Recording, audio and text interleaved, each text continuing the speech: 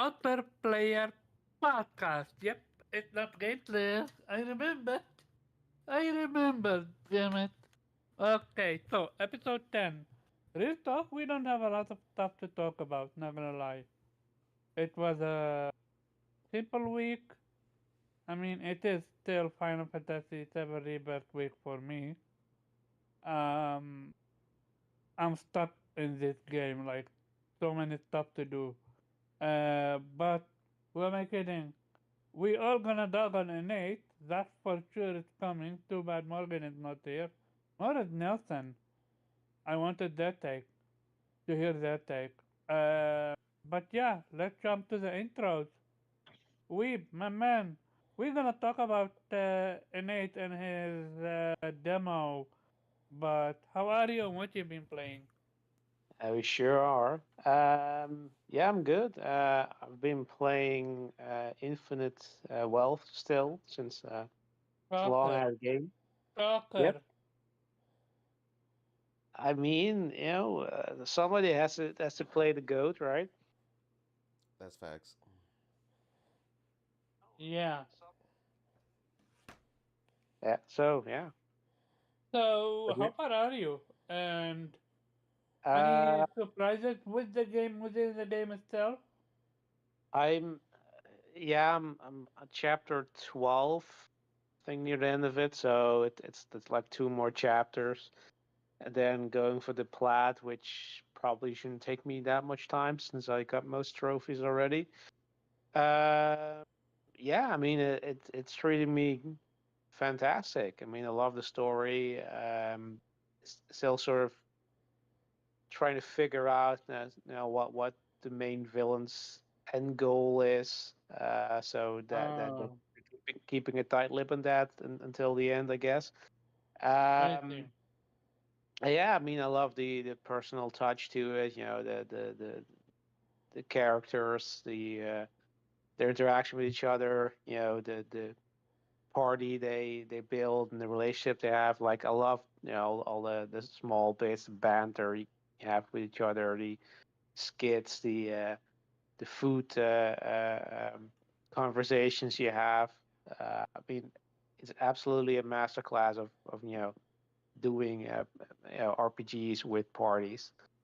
Um, yeah, I mean a lot of fun. The combat is definitely improved upon the previous one because was a bit grindy at times, and here it's really easy to level up your jobs and then move on to the next one.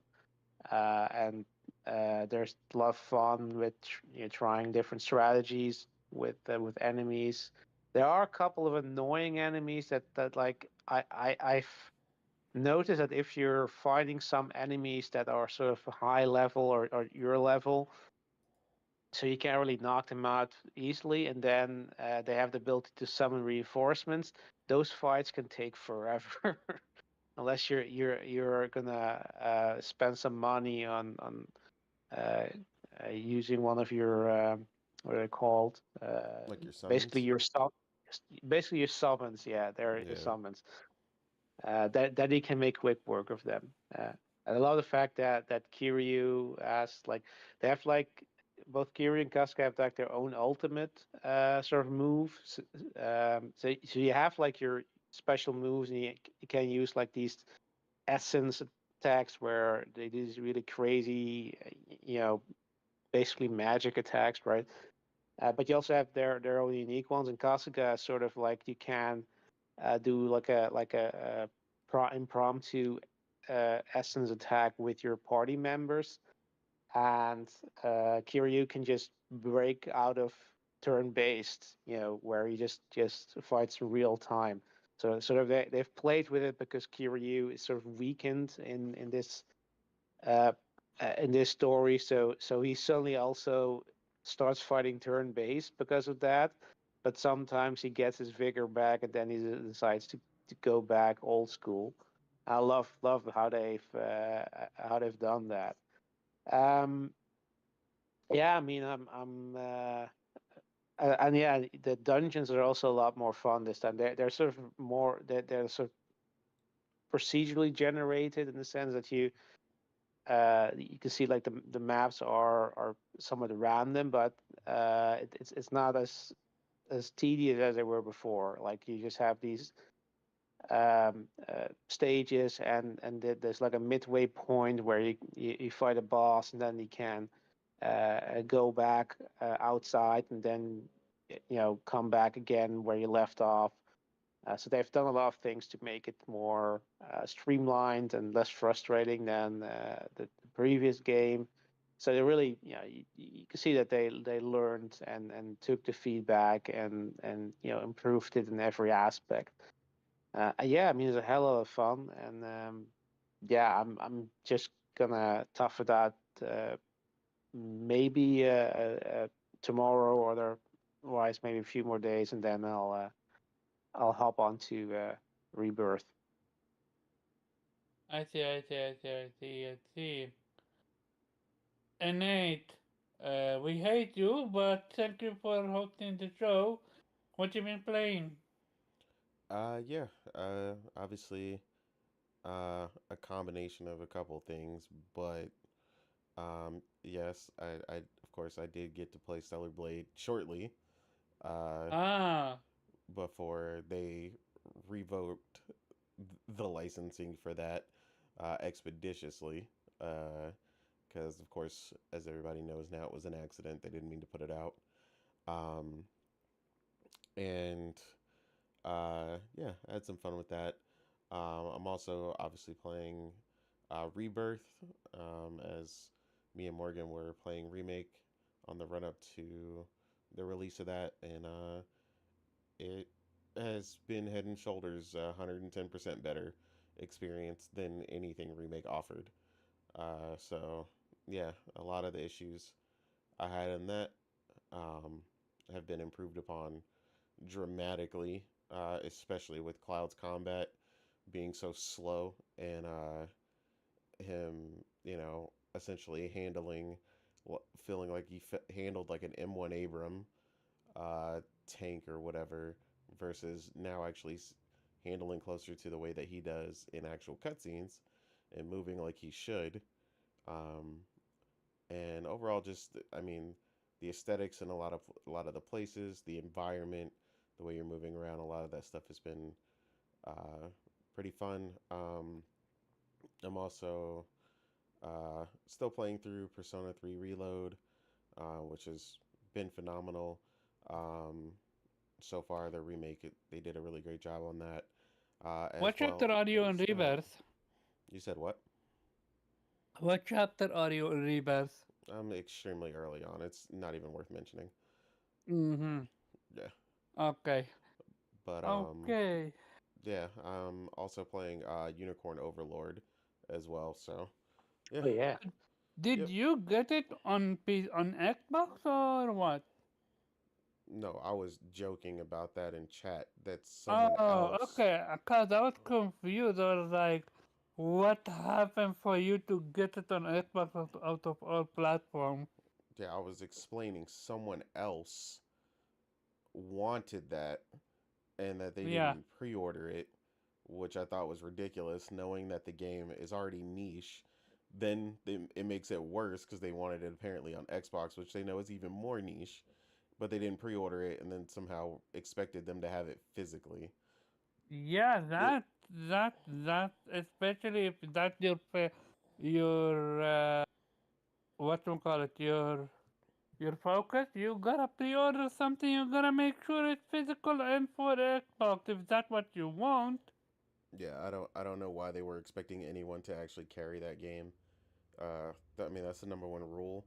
Even think games that are popular, like if you want it for sure and you specifically want it physical, the best way for you to do is take $5 and go put it down to pre-order a game. Like that's Hmm. the reality of it. That's the only way to guarantee you're gonna get it day one. So So, as for me, what have I been doing? Oh, nothing, just rivers, eating my life. Basically, lots of stuff to talk about when it comes to rivers. The good music, music. Another good combat, combat. Innate went explained it that the combat in Rebirth is way faster than anything Remake offered, and also way more versatile, and that's what makes it so much fun. Also, the amount of different players in the game, and every one of them, not players, characters, and every one of them plays differently. Um, yeah, the another good, the variety of missions that you do, the variety of uh, what do you call it, the moves, um, the amount of mini games that there are. Some of them really want me to claw my hair out, cause holy, especially if you want to get the plat, which I'm trying to get. For the first time ever, I'm actually doing side mission for a fucking mini game for a fucking piano song. I got the first one a star, which is the highest ranking, and I'm proud of that. The second one, I wasn't lucky. I knew I'm gonna get it on what you call it A, and I got it A because I see myself progressing forward. The third one was actually pretty tough, but believe it or not, I actually got it third try, which again A, because that's all I'm gonna focus on. Nothing star related. Because for the trophy, you only need to have A on 6 or 7 tracks, which I already have now 3. Um, the mixed bag, I would say it's not mixed bag. It's actually pretty bad in my opinion. You're you're capped at 99. So that remove, and when they said that they looked into Horizon, I'm like, yeah, but with Horizon you don't cap that shit at 99. I can hold 1,400 or more, 4,000 piece of wood in Horizon Forbidden West. Why can't I do that in Rebirth? That's some sort of JRPG thing that their development No, but seems to they have trouble literally getting past. copied everything up from Horizon, which I have no issue with. So why not copy the exact same thing that made it possible? Yeah, but that's what I'm saying though. Like when I told people when they constantly reference things that they copied or liked from other games, you always have to question what exactly did they copy, and did they copy the things they needed to, or did they copy them entirely enough to where they'll make sense. And yeah, I mean that was a big thing that I noticed early on is the whole 99 cap thing, where people just end up having to you either have to make sure you're converting your stuff consistently from potions into potions and stuff like that, or you have to be doing other things. So just to make sure you're not constantly Selling hitting that them. ceiling. Basically, you can sell them and then collect all over again. I'm like, how do I know when I need them? Then when I need them, I need to buy them and go collect them, which frustrates me. Like, this absolutely defeats the purpose of something called open world. I don't know. Am I being nitpicky with this one? I mean, of course, but I mean, you you can Is it if it's a nitpicky pet if it's peeve or actually something that's bothering you, affecting my then yeah. enjoyment of the I mean, game? it's still nitpicking because it's something that's a detail that's bothering you. That's the definition of that. But I mean, regardless, it doesn't matter if it is or not. I mean, just it's a spot that bothers you. So why not state it? Nothing worse than when I pick up something and they tell me you can't pick it. You're not getting it, and it disappears. And it's even worse when I find an area with a lot of stuff to collect, and I wanna collect them, but I don't know if I'm collecting them. I'm gonna get them, or they're gonna be left out. Cause I don't know what I am collecting until I collect it. Yeah, that's a fair annoyance. I mean, I that was a very hefty warning on a video of the things I wish I knew before I started Rebirth. So they said you got to make sure you watch when you pick stuff up. You got to make sure you watch for the message that shows that you're full and you're not actually picking up the item. yeah yeah. Uh, it's easy to go look up what you're getting or missing. What is this game? Sorry. I Um, already knew you were gonna do that as soon as you saw that. I was like, some combo was happening on screen, and I was like, he's about to definitely get distracted.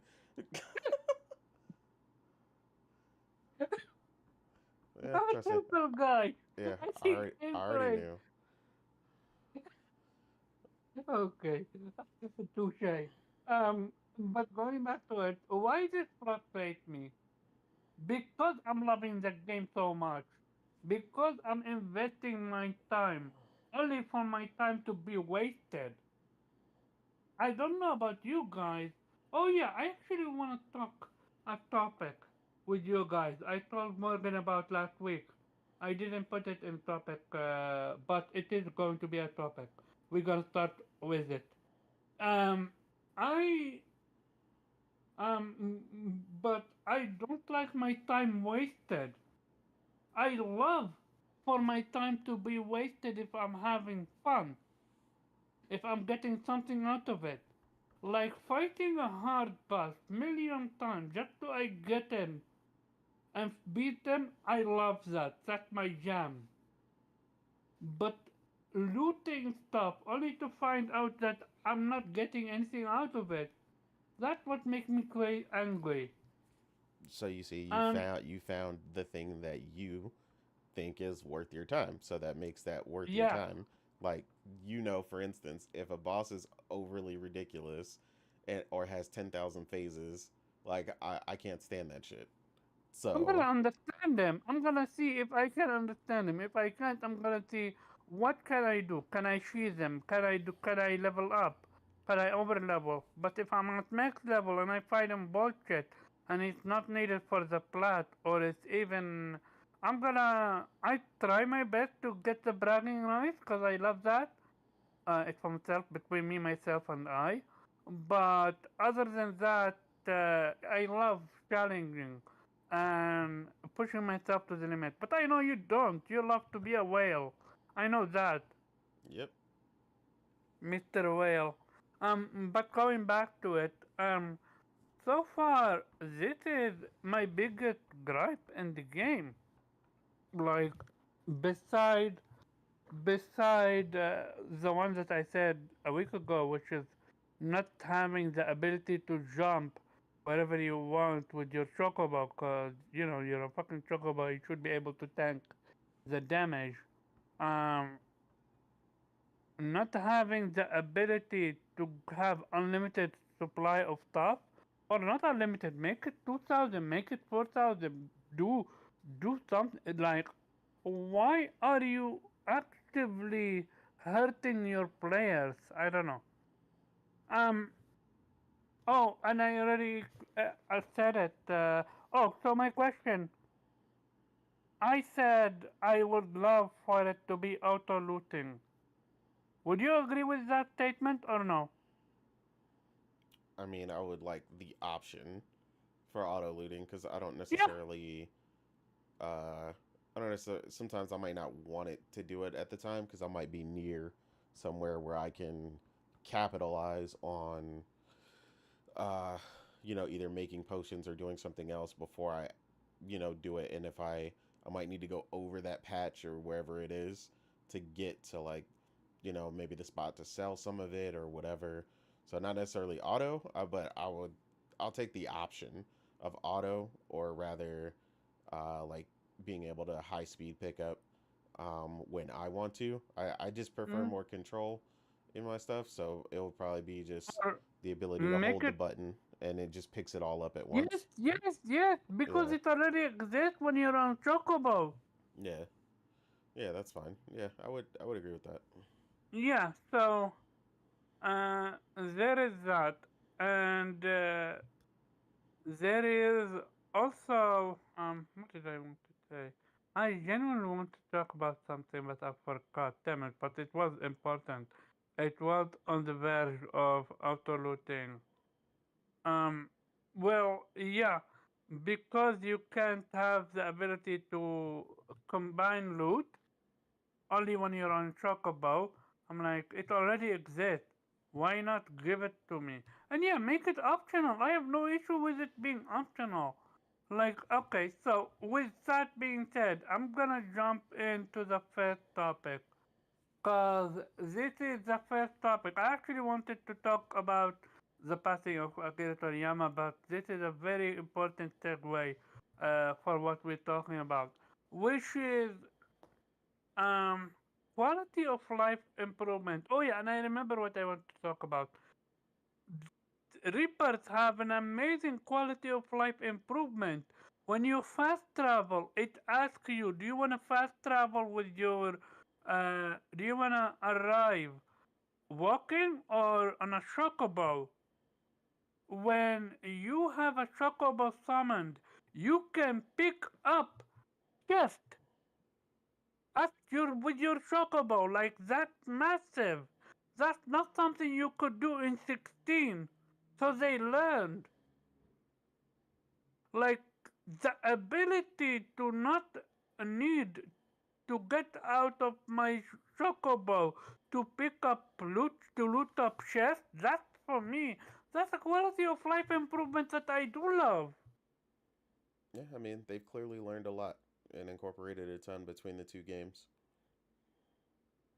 All of a sudden, I think people uh, are trained to do stuff certain way, and when it's offered in a different way, people look at it as if they're crazy. I remember having that conversation with Cheat Code, and he said that leveling up should be a thing of the past. Yeah, I'm gonna be real. When it comes to like, I fucks with cheat code as far as the fact that he games, but a lot of his takes are fucking ridiculous. No, no, no, no. Like, But this one actually makes sense. Let me absolute explain. leveling up should be a thing of the Let past. No, let me explain. grinding Let should be a me thing of the past. Yeah, grinding, That is grinding. different. Sorry about that. Yeah, Grinding, grinding should be a thing of the past. yeah. I said that. Um, I said that beforehand. Before he had that. I think he said it first, but take a point. Point taken. I actually told him to give me his gaming card, cause listening to that, I thought that was insane because I'm so used to grinding. But when I play games that you don't force you to grind, or games actually skip grinding for you or speed it up, Unicorn Overload have a fast forward button. Like clearly the dev understood people are gonna see the same animation over and over and over and over again, so we offer them this fast forward button. And it worked wonders, especially with um especially with normal mobs. Especially with how Unicorn Overload works, that you prepare yourself and it plays automatically. But going back to it, with with Final Fantasy Rebirth, but no, just in general, I believe people. Hey, Fresh, Fresh, I'm actually gonna ask you the question. Would you would you feel cheated? and this was actually uh, not focused on you, but it was you that made me think of this question uh, from last week. Um, when I said that I wanted Final Fantasy Rebirth to have auto collect, and you laughed at it. I'm not talking to you, but I'm genuinely have a conversation. I'm curious. Would you feel cheated if you paid $70 for a game or 60? It doesn't matter, and the game was shorter because of quality of life control? Would that make you appreciate a game more, or would that make you feel cheated that you spent money on a shorter game? And this is not Steve Fresh only.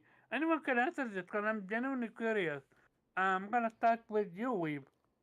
Which one would you rather pay 60, 70 for a shorter game but have amazing quality of life control slash improvement, or would you rather pay 60, $70 and get 100 to 200 plus hours out of the game that have zero quality of life control? Um, well, I'd say quality over quantity. I mean, you are specifically referring to quality of life, and not quality overall, right?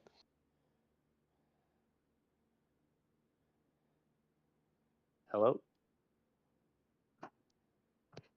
Did he like Omar? Listen, I thought you were talking. he asked you a question? Oh, sorry. A quality of life. Basically, what I'm saying, for example, No, with Yeah, no, no. the He just I know. asked, "Are you saying quality of life specifically and not quality overall?" quality of life. Yes. Okay, clear. Uh, in general, I say quality over quantity, quality of life. I mean, look, I'm totally fine paying $70 for a game or euros for a game. That's not 100 hours long, right? I mean, but I guess that's a different topic in terms of time is more precious than money at this point, in our lives. Um, so I'd rather have, let's say, a shorter experience, but quality of life. Um, kind it kind of depends on what you're talking about. Like, Okay, for for ex- example, here's an example, and literally what I just talking about. Instead of having the limit being on 999, make it 9,000. Instead of having the ability to need to collect every single stuff at the same time, make it collectible completely or make it auto collect and make it an option in sure, in it, in it turn like, based. like yeah, Yeah, I got you, but the the the thing here is sort of like there's quality of life things that would be appreciated but are not necessarily, if they're not there, it's not that I'm gonna hate the game for it. And there are certain things that you kind of expect at this point being the standard, and if you're not doing it, it can be annoying, um like if you have like fast travel, for example, is a quality of life thing that you kind of expect. I'm not saying you have to always have that, even if you have to, if you have to backtrack to, early areas. Like with a Metroidvania game, for example, like you can, of course, fast travel is appreciated, but you sometimes can get away with that because you unlock shortcuts that allow you to go back to early areas quicker. So you don't necessarily have to, or not necessarily have to have a lot of fast travel points. Um, so it kind of like I'd say it depends on what quality of life improvement you're talking about. Like certain things, I'd say definitely I would rather have that than have a longer game. But other things, I'm like, again, like longer doesn't necessarily mean better, but I say long, assuming that if you have 100 hours instead of 70, those 30 additional hours will be uh, fantastic hours, right? Will give you incredible quality overall, that don't feel like it's padding or wasting your time. Um, so yeah, I think in the end it's a more difficult question to answer because it's not. I don't think it's that black and white. I don't think it's Okay. every quality of, let's say, every grievance is as heavy as yeah, like grind, for example. I don't mind grind because I'm used to those from especially JRPGs, and there's plenty of JRPGs that do it well, like the Tale series traditionally always had a lot of grind, but it's not like a bad grind. Like it's an enjoyable, like with like I think Berseria, for example, you had like the ability to like weapons had unique abilities, and if you grind it, defeat enough enemies with a weapon, that ability would then be permanent. So you could then switch to another weapon, and you would have uh, the ability of that previous weapon would be stacked on top of the current ability of that weapon. Mm-hmm. So that was like there was basically the sort of the fun grind there, that you would equip all what you would use every single weapon. Like there was not a weapon that you didn't use, even if it was weaker than the one you currently have, because there was an incentive to do so, because you could get a unique skill or unique perk that would be permanent, and then once you've had, you of course can switch to the next weapon. But you had to grind a bit because you had to beat a certain amount of enemies. So you had to sometimes go out of your way, say, yeah, I have to beat some enemies that I don't have to beat, or go back to areas I've been to before, so you Okay. get these extra kills. So again, it depends. That's I'll I stop suppose my you answer. on the grind part. How Hmm. about and this is my vision now. With grinding, yeah. Do I agree that grind at times is important? Yes, absolutely. But make it, you can add quality of life improvement two ways, if not three ways. First one, make it so that a fight can either be skipped or at least fast forward. Like doing so, especially when you're grinding. Most of the time, when you're grinding, you're literally doing the same thing over and over again. You're not Uh, thinking. You're I you're I up. have Yep. I have a perfect example here of a game that does it well. That's what I'm playing right now. I like it, Dragon Infinite Wealth. There, if you enemies have certain difficulty levels based on the color they have, and red enemies are on your level, pink or purple is above your level, and blue is below your level. And if you can still fight those enemies, but at the start of the battle, you can press a single button, and then you can basically beat them instantly. So you don't Yeah. have to go through the slog of beating them. Like that's something important. That's something great. And this is another thing that I know for a fact, and Nate's gonna hate me for this one. Make it so where you get more money or more XP and less money. Like for example, there are moments in JRPGs most of the time where I wanna grind. No, I need to grind. But it's only so I buy shit. I don't want to level up. I don't want to buy stuff. And when I fight the boss is then so easy because I'm too overpowered.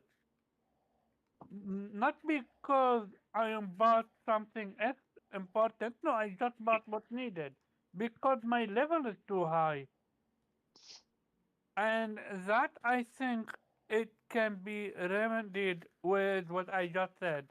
Would you agree? So you're basically saying that you want to have the option to either get more money or XP. Yes. Basically, you can choose if you want more money and less XP, or zero XP, or so basically, if you want your grind to be XP focused or money focused. You know how in certain games they give you these rare enemies. If you defeat them, they give you a lot of money or XP. Like for example with Yakuza, the gold enemies. Yeah. Yeah, and you have typically have like items or gear that sort of give you more money or more XP. So And there's a certain level of control that's already there, but you're basically saying that you want to have absolute sort of the essentially you don't really want to get XP while you're farming money, so you're over leveled. yeah, I gotcha, but or if I I'm am already rich, wondering. I don't need the money. Give me more XP. Well, I certainly would sort of appreciate that sort of idea, but I think there's like or you could do the opposite where you just say you can sort of exchange money for XP, for example, at a certain point. I think though you kind of have to wonder sort of how many people are actually looking for that.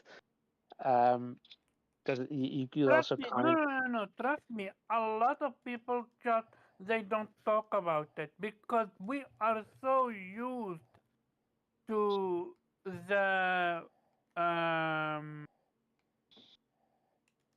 the quote unquote normal that when something is abnormal, we get to tend to look at it like that's either special or that's uh, unrealistic and outrageous to change. well, yeah, I get you. I get where you're coming from, but it's sort of like I'm trying to wrap my head around why if there would be I think the kind of the thing is that people would it would be counterintuitive to people suddenly that they're beating a lot of enemies, grinding a lot, and they're not getting any XP because there's an option to just get money.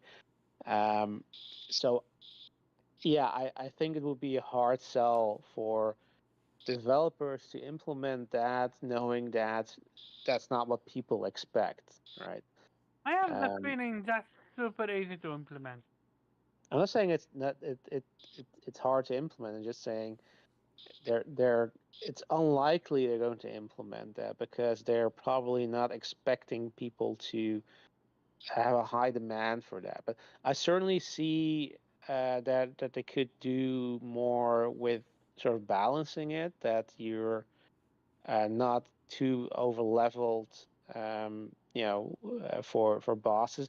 The thing though is like generally it's a choice, right? Like you can if you just focus on the main story path, you will likely never be over leveled. But if you're go to a new side quest and grind a bit, yeah, you can get over leveled. But I don't think that's a particular issue because people generally want to do that if they're grinding, of course, because they wanna have an easier time.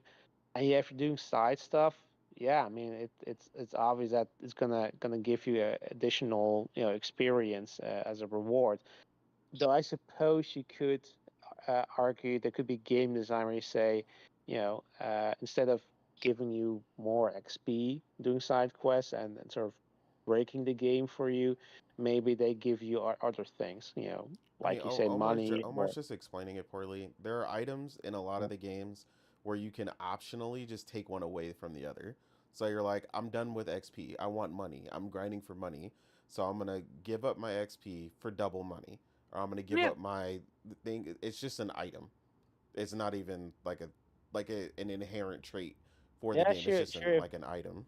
Yeah. If it's an item, it's fine. Yeah. Because Yeah. I thought Alma was talking wait about a second, hold up. implementing the game mechanic. Why an item is fine, but game mechanic then You're now missing it's epic. missing how you're explaining it poorly. Like the nuance, there's nuance to the question. Like Morgan was telling you in the chat, the way that Yeah, you I phrase the saw it. question is what it's why Weeb is answering the way that he's answering. Weeb's original answer to the balancing, because he's thinking you're talking about built into the general purpose of the game, right? Like, yes, what his actual answer was spot on, where he said balancing is the key there, because obviously you I can agree with tell that some one. games where you could tell some games where, like you said, you're playing the main game, but you can still be over leveled as hell. Like if you just play the main campaign, because you get way too much XP, and then some people hate that, and then you have Mm, games where you get way too little, and there's 10,000 difficulty spikes every time you get to a new area. It's just mm. that's just how it is in certain games. So the key is proper balancing. Plus, what you want is the option to be able to change or alter it as you see fit, which would be the quality of life thing that you're looking for. Exactly. Yeah. I forgot which game it did it, but I mean, I think there's a lot of games that do it. Octopath Octopath has Traveler some. 2 did something Octopath similar. Traveler 2 has something like that. Yes. Yeah, which is what made me ask this question in the first place. When I felt that you can have enjoyment in the game without the forced grinding. Yeah, like you should be able to play, if you just want to play the main game and you just want to play through the story, you should perfectly be able to do that via normal difficulty from point A to point B. But Um, like the issue comes in with, like you said, the other things that are potentially hindering that or causing an issue. Um, like I was saying with we was talking about like optional grinding and stuff, where you're talking about working towards like an ultimate weapon and all the other stuff. And the thing that he mentioned is very much the thing that is in remake, where you use a weapon, but the proficiency in that game doesn't take anything for you to but use a weapon and for you to gain the skill, like stuff like that. Like to me, that's not grinding. Like the grinding you were talking about is as it pertains to like the extra grinding, where it's like, okay, you hit this difficulty spike and it's purely like a level check. Like you need to be, you got, all of a sudden you've been 50 the whole time, and now all of a sudden you need to be 80 out of nowhere. Like stuff yep, like that, that is a balancing issue, and that needs to be checked per game, per basis, like obviously. Um, but yeah, I mean, I can't tell you a single time where I'm gonna revert quality of life changes on a game that they've added. So the answer is absolutely, I'm taking the quality of life changes. me too. I don't want false padding. I don't want nonsense in the way that could have just been improved with the quality of life change. So the answer is absolutely yes, and I don't think Yeah, anybody would like that. Just doesn't make any sense. Which is why the better version of every game is the one that has the more quality of life changes, or the director's cut, and they always improve those things. So yeah, yeah. yeah, I got you. I think we all agree. Um, I'm pretty sure Morgan would agree, and I'm pretty sure Nelson would agree. With that being said, let's jump to the first topic. And the first topic is actually gonna be, we found out last night, either last night or 2 days ago, Akira Toriyama has passed away at the age of 86, or 61, at 68. 68, thank you. At whatchamacallit, he actually passed March 1st, but we got the news later down the road because, family privacy and all that stuff.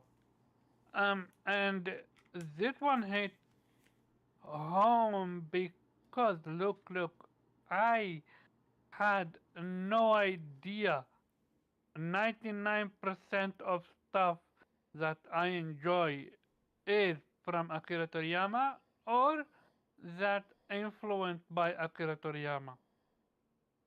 To the point where I'm like, I have literally seen Street Fighter give a shout out to Akira Toriyama. I'm like, excuse you, Street Fighter?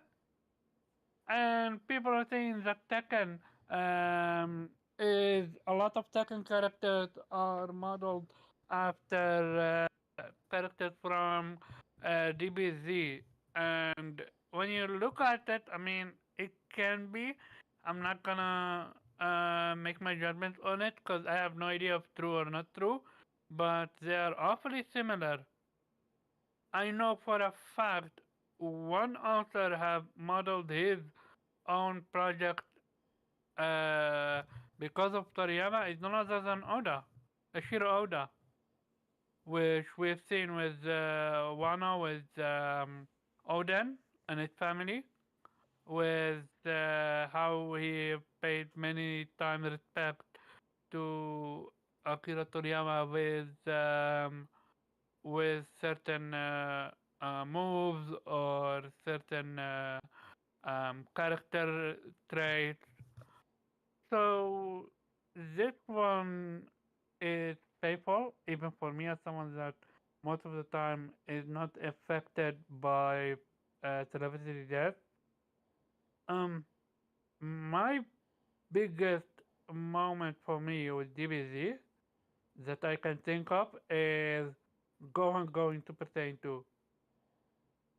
That will always be my favorite moment.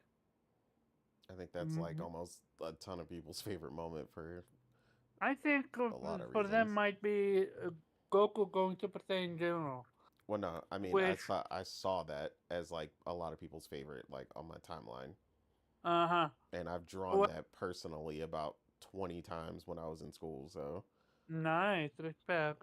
yeah, What makes it so special is because maybe you guys saw it coming. I didn't.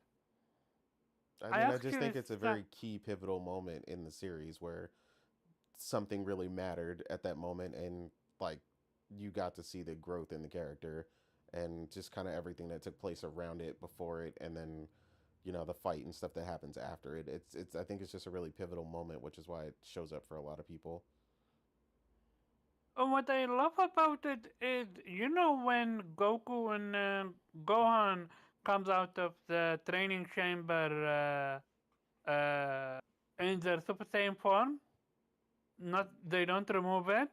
Yeah, Well, I thought that was so genius because it's training, but apparently it was just Toriyama being not per se lazy, but like taking it a little bit on an easier side because he knew the Cell arc gonna take a lot out of him. yeah. I mean, the things that you learn that turned out to be things that people liked aren't necessarily It always, they're not necessarily always created on purpose. So it it's genuinely crazy that out of sheer laziness or whatever you wanna call it, taking the easy way out, he created one of the most iconic character, mostly the Super Saiyan yeah, move, but it's genuinely that amazing. With that being said, we've seen a lot of people paying respect, homage.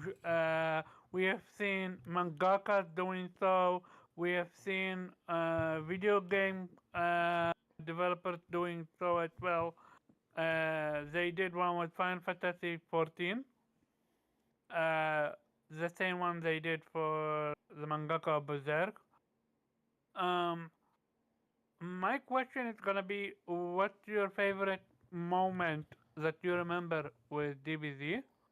And also, do you think uh, the new game now that Akira Toriyama worked on is gonna do numbers? Of course, it's gonna do numbers. The game that you were talking it's about. Sandland. Yeah, Yeah, Sandland. Yeah, yeah. I mean, it's gonna have go on. Yeah, a tackle on effect, of course.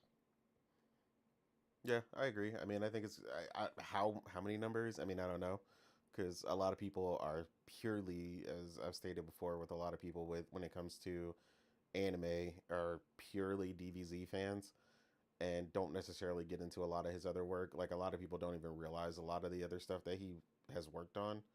Um, and I mean, obviously he's played a massively influential, part in almost anything you can think of because I mean, there was a picture posted with him the other day where he was playing with his child on his lap, who I guess his name's Sasuke, I believe it looked like.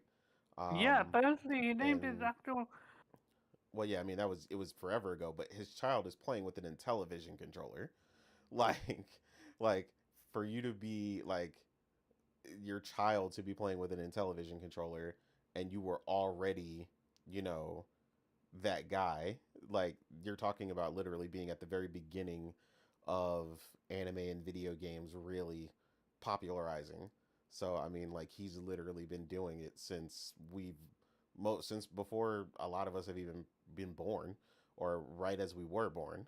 So yeah, I mean he's obviously played a heavy role in that. I mean, I grew up on it. You know what I mean? Dragon Ball Z. Like there was a shirt going around that people were uh, designing that said "Toonami raised me" because here in the states, Toonami is where we finally got Dragon Ball here. You know, it they brought over all the stuff, and Dragon Ball was like the primary thing alongside Gundam and so on and so forth, and that was like such an opening for so many people here. That's why it's Mhm. influential throughout so many different cultures, and like no matter where people were from, a lot of people that was the other side of like what you watched. You know, it was different. It was everybody's exposure here in the states from Was it yours? Tom and Jerry. I mean, it. I had other stuff, but I Me mean, too. it was still heavy. It was still a heavy influence because it was daily. So I would get off from Uh, school, and then Toonami would come on like 30 minutes later. So I'd probably make something to eat, sit down, and then Toonami would come on, and then I could mm, watch it. Dragon Ball, Zoids, so on and so forth, and that was like a heavy exposure. I had seen some other stuff prior to that, some of the older anime, but like that's when like anime took off and like people would start to discuss it in school. mm-hmm. People you saw it on t-shirts, you saw it, like Dragon Ball was like the popularization of Yeah, it. popularization. Dragon Ball Z, not Dragon Ball, right? No, Dragon Ball at first, and then yeah, obviously it got bigger when Z hit. Like Z just went even further, but yeah, I mean, Dragon. Everybody Wait, watched Dragon Ball Dragon first. Ball was massive because I recall Z being the shit, but No, no, no. I'm Dragon saying Ball. I said it got bigger with Z, but Mm-hmm. it was still Dragon Ball itself was still big here. So Mm-hmm. like a lot of people watched it when Goku was small. Actually, Morgan was talking about that the other day to Priscilla. She was explaining like how ridiculous Goku was when he was little and all the little things that Yeah, he didn't know. And Yeah, it was awesome. yeah. So yeah, I mean, the it was definitely Bulma the Bulma scene, it's yes, forever. exactly.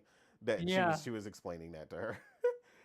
But Yeah, that one time when Goku didn't find the balls. yes, exactly, exactly. Yeah, he was completely lost, and that's what I'm saying. Like She was. all that stuff is like been hilarious and pervasive throughout, When she offered history. them, So and she's like, "What am I gonna do with that? There's no food." yeah, I mean he was obviously completely lost. I mean he basically grew up with one other person Uh, around. So yeah, so that's yeah, legendary. yeah, So, you had to understand little Goku to understand Goku mhm. later, like entirely, and that was like a whole I mean, journey. to be fair, so there is literally moment in Super where he said, "I never kissed Chichi before." Yeah, I mean there was like it was lots of weird, quirky things Yeah. that So, you mostly didn't really pay attention to as a kid. Like you were just like whatever, just when are they gonna fight? Like mhm. so there's kind of things that would just kind of go over your head until you watch it again. And obviously, a lot of people it's their one of their favorites, if not their favorite. So people have watched it over and over and start to pick up on the little funny things that you might have missed here and there. So Mhm. yeah, I mean, like I said, between that and him influencing a ton of other artists that came along a lot later, influencing video games heavily, uh, all the way, I mean, far back as, All the way to Mario. yeah, like way back. And then obviously people playing actual Dragon Ball games and stuff. Specifically, one of the more famous ones here was final bout and some other stuff that they had where you And needed a mod Budokai, chip. right? Yeah, yeah. So Yeah. there's a lot and so much that he's done, and I mean, it's sad to see him pass. I mean, we all got to go someday. I don't think anybody Mhm. see obviously seen it coming publicly, but yeah, I mean, he's gonna live on in a bunch of things. We're gonna continue to see his influence. Many more great artists will be born because of him, and yeah, I mean, he's literally What if, what was a legend, but while he was alive and is now that he's gone. So yeah. R.I.P. What's your favorite DBZ moment? I mean, mine is that specific moment you were talking about. That's what I said. Uh, Yeah, like it literally used to be on the front cover of my binder for school, and I drew it because mm. like I love that moment so much. Like because I love the electricity difference when he went Oh to yeah, two, yeah, yeah, and yeah, it yeah, made a yeah, big yeah, difference. And I yeah. also liked the way he looked where he was wearing the training outfit. So yeah, I So, like the cape and everything. So like that's probably by far my favorite moment. So like when I think about it, yeah, that's what sticks out for me.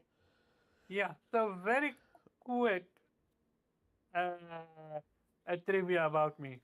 Um, you guys gonna find it stupid, or rather, actually typical me. Back when I was first being um, introduced to Dragon Ball, I had no idea what's going on. Because they were literally in dynamic and he was going Super Saiyan, literally the rage moment. And all of a sudden his hair turned white and me and my bad hearing, I heard him said, I'm Cruz. I'm like, so you're not Goku? So I genuinely thought that he became someone, a different person You thought the when he became. transformation was someone else.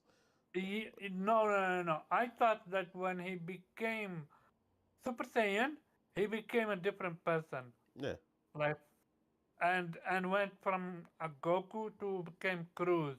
While in fact all he said, well, I'm true, because he is the true Super Saiyan. So that's one of the most memory I have had with DBZ as a whole. But going to you, were you impacted by this?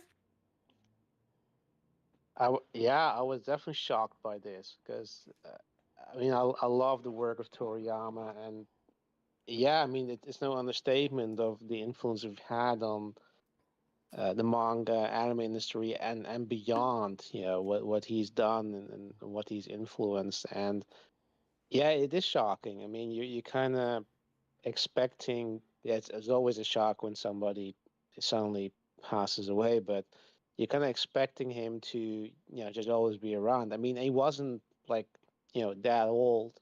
No, he wasn't. Yeah. Where you were expecting that could happen at any time, and he was still very active, right? He had still several projects in the work, so you were kind of just expecting him to, keep turning in work, and you know be able to enjoy his work, for yeah, for foreseeable future, and now that's gone, and yeah, I mean, yeah, you don't really know what you're missing until it's gone. I guess that's really the lesson here. that phrase Yeah, is I very mean, it's true. yeah, I mean, yeah, and yeah, I mean, I also grew up with watching Dragon Ball Z as a kid. I mean, that was also one of my earliest, I guess, sort of. I mean, I've seen anime before, but often you see anime and you don't realize it's anime. Like there's certain kids shows that you used to watch where you thought you didn't really realize that was made in Japan, and you had sort of this image with anime, or sometimes was basically everything was called manga at that time, even though it was animated. So that's sort of how it was introduced in the West, right? And that's sort of where you either had this yeah, you generally has this image of something uber violent, like Akira, and then you were introduced to this, and you were like, that this is amazing, right?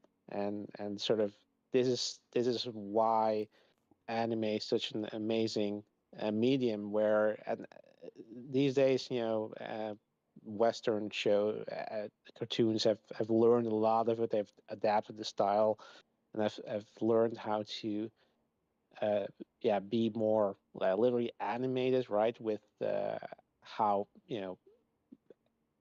movement works, how expressions work, how fight scenes work.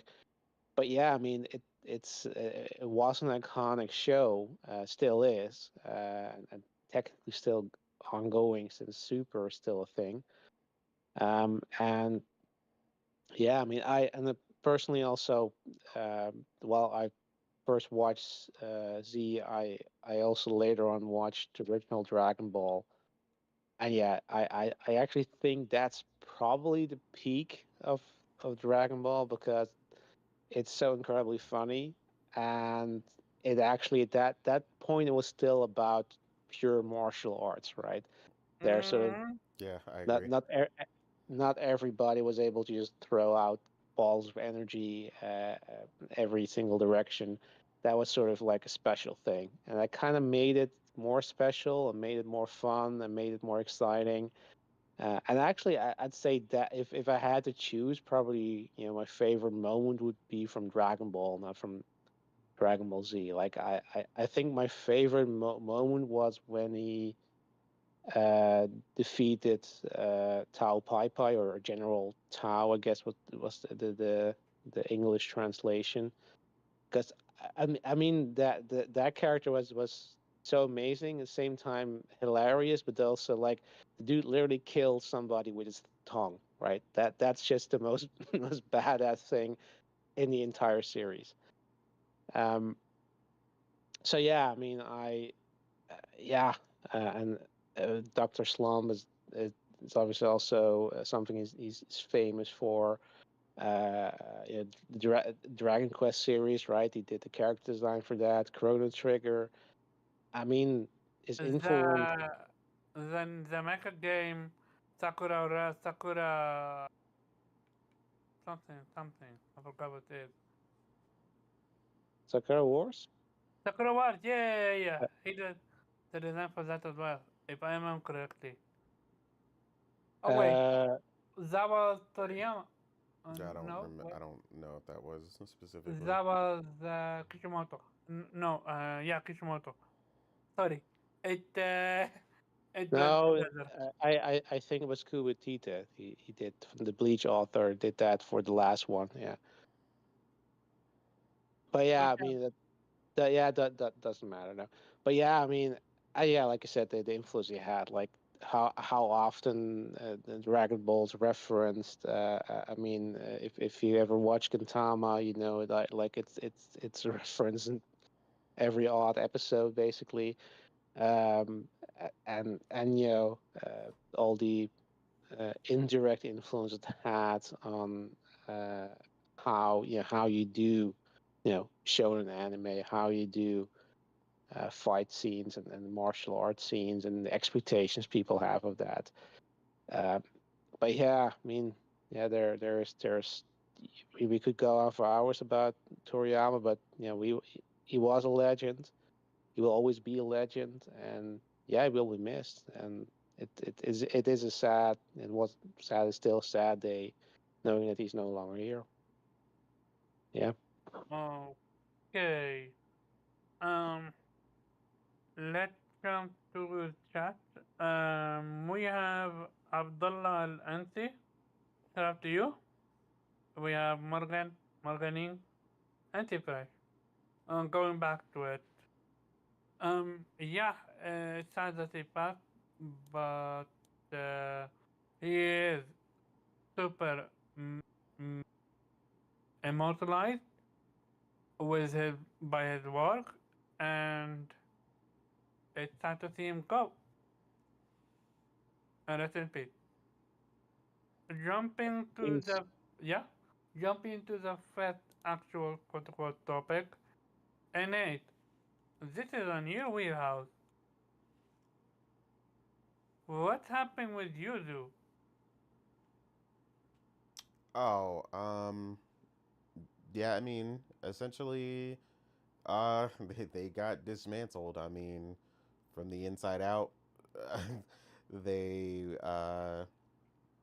Nintendo finally went after them after securing a ton of information. They were essentially way too open with the emulator for, or the most famous emulator at the time for the Nintendo Switch. Um, they had a Discord in which they housed even some ROMs and things that they were passing around, creating ROMs early on that were not even out yet. So, there's tons of illegal stuff going on. It wasn't I just, think what did them in is apparently they they put stuff behind yeah. I what mean, you they're call it, charging for it.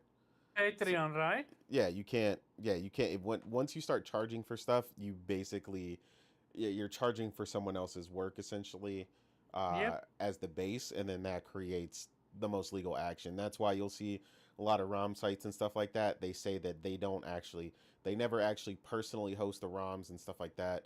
It's just a mirror site and other things like that. There's tons of ways to be Mhm. careful about it, but they just got way too full of themselves. They thought nothing was going to happen, and Yep. yeah, uh, like I said, they were way too open with it over Discord. Nintendo had months and months and months of documentation of all types of things they could have charged them with, and it was just going to be worse. So essentially, long story short, as people always like to joke, the Nintendo ninjas showed up, their lawyers, and had all this evidence. And once it was presented, it was a very short, honestly, like couple days. It wasn't even, it was barely a week, if that. At least once it was presented publicly. And they settled to avoid discovery because um, basically they just had to pay the fine rather than criminal infringement. Uh, And the fine is a lot. yeah, I mean, it's like 2.4 million. So, Yeah. I mean, that's not a small chunk of change, not at all. But I mean, I'm assuming they paid it because between the time that Yuzu's been active for a while, so I'm assuming they got a decent amount of money out of it, where they didn't mind paying that and also avoiding criminal charges, which Nintendo would have definitely destroyed them with. Oh yeah, yeah, Uh, yeah, yeah. so This yeah, was a last case because I saw a lot of people saying that they were in the right. No, no, no, no, no. The second you start asking for money for someone else's work, it's over. yeah. If this We was just, people are mistaking. If this was just the emulator, like just that, they probably wouldn't have even got him. Like that's the difference. Like they were doing a ton of other stuff that was like extremely illegal. Like they were, they share drums. yeah, They create the they were drums. creating ROMs and sharing them and selling them sometimes at other stuff. Like they were doing a ton of stuff they had no business Hmm. doing. And that's They when, thought they were untouchable. That's why. yeah, it got bad. So yeah. So with that being said, not one. I've seen now a few other emulators shutting Also, down. Morgan's giving you shit in the chat. She said we about to have five first topics. Okay. Fact, Um. Morgan. Fact. You know him too well. Oh man. Fine. First gaming topic. Happy Morgan? Now get out. Or no, stay. But I have read that this after the Yuzo incident, this is they closed a third emulator now. Yeah, I Did mean, you hear about that? I didn't keep up with the stuff like that, but Apparently, a Game Boy one is now closed or something like that, The 3DS ones. and Citra? 3DS one is Yeah. closed as well. yeah, I mean, the reality is, I mean, they're not going to be able to stop everyone. Like, it's just not. Uh, Someone's always going to emulate something. Someone's always going to do something with it. I mean, I can already tell you. I know there's multiple there are multiple 3DS ones, multiple other GBA ones. It just depends on, like I said, what they're doing otherwise. That's getting some of these places in trouble. Because some of these have existed like for years and years and years, um, and they'll continue to do so. Whether they got to go more underground or whatever, people will always find a way. Um, that's just the nature of it. The more you try to protect something, the more you try to tell people they can't have something, the more people are going to want to have it. Also, I mean, because that stuff is important. Obviously the older stuff, Nintendo no longer supports it. Um, and I mean, just like the original Pokemon or something is like probably going to cost you like some of these games. I think somebody showed like Pokemon Emerald or something was like $380 or something. It's like that's ridiculous. Mm-hmm. Like for you to want to play an old game, like no. So yeah, I mean, I know several people personally that have like I mean, it doesn't take much, with the size of our hard drives and so on to kind of keep this stuff and keep it um, preserved because that's really the goal here. And a lot of people don't understand the intrinsic issues going on with it. Like, because somebody tried to say people always think it's a stealing thing, and I'm the first person to get on people with some of this stuff. The whole thing, like I said, with PlayStation and people wanting their first party single player games, and I told you most of the people just want to pirate them and stuff. That's current day stuff. Like that's a whole different battle, right? But like if my Nintendo 3DS XL ever dies, I lose access forever to DLC that I paid for that changes the way that my Fire Emblem game plays entirely. Like that to me is unacceptable and complete bullshit. But again, people keep constantly trying to give Nintendo a pass, and I'm not doing that. Oh yeah. So yeah, when you ask me if I can, you know, download the game plus the DLC and get it on my computer and keep it forever and keep it safe, and I can play something that I paid for, you know what I'm saying? Yeah, I got that right. You damn right I got that right. So yeah, when it comes to that, that's why I say emulation is again another nuanced conversation. Per per system basis, right? And Mhm. then obviously, I mean personally, I wish it would be nice if uh Nintendo offered some sort of alternative because obviously one of the biggest issues with their current offering is that the performance is terrible. I told you myself, like Astral Chain looked amazing and I bought it day one, but I stopped playing it because it frequently dips below 30 FPS. So yeah, Yep. it would be nice for me to have you know, I, but the problem is obviously this is my other problem with Nintendo. Nintendo is actually a rather greedy company and they always want to charge Yep. way more money for stuff than they should be charging. Their Nintendo Online, the Nintendo Online Plus bullshit. You don't even own the games. They won't let you purchase the game. Like it there's a lot of shit that I literally cannot stand Nintendo for, and I'm not giving them a pass for it. So let's be clear here. But yeah, like yeah, I would love for um them to take a page out of Microsoft's book for once. And when I purchase physical or digital or whatever, I get a copy and I can play a legal copy of my game on PC or something. Through a Nintendo launch program or something. I don't care. Like as long as I don't have to be subject to that terrible performance, because they're not offering, something at the time at least for reasonable performance. Um, within that ground. So like there's a Mhm. bunch of issues going on with Nintendo in that regard. Now we have and then, everybody's basically at the mercy now for future reference if you're specifically console only um, where you basically got to wish, hope, and pray that the next Switch 2 or whatever it's called is going to be backwards compatible the way they're leaking Mhm. out right now, where they're saying it's going to be backwards compatible and it's going to give you boosted FPS and performance.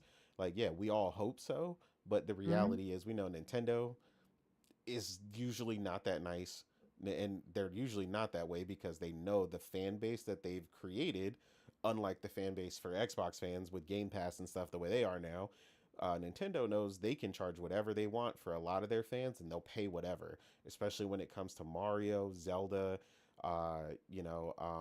Samus, I can't remember, Metroid or whatever, and so on Right. and so forth. Yeah, so yeah, it's a slippery slope. It's a lot going on there. But yeah, the reality is you're never going to stop it entirely. So it'd be kind of crazy for them to do so or to even try. This stuff is just going to go more underground because that's what happens.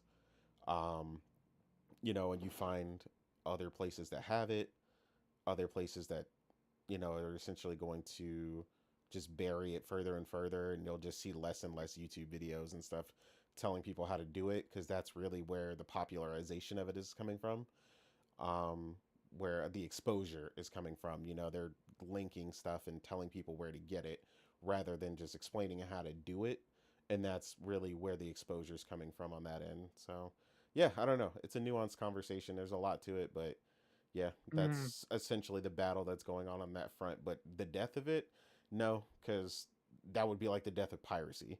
Like it's never gonna Mm. stop. It moves, and a website might get shut down. I mean, a website I used before that was up for over 20 years got shut down forever ago. They kept getting hacked and a bunch of stuff started happening, but I've got 10 other websites now. You know what I mean? Mm. So that's what I'm saying. Like it's just gonna move.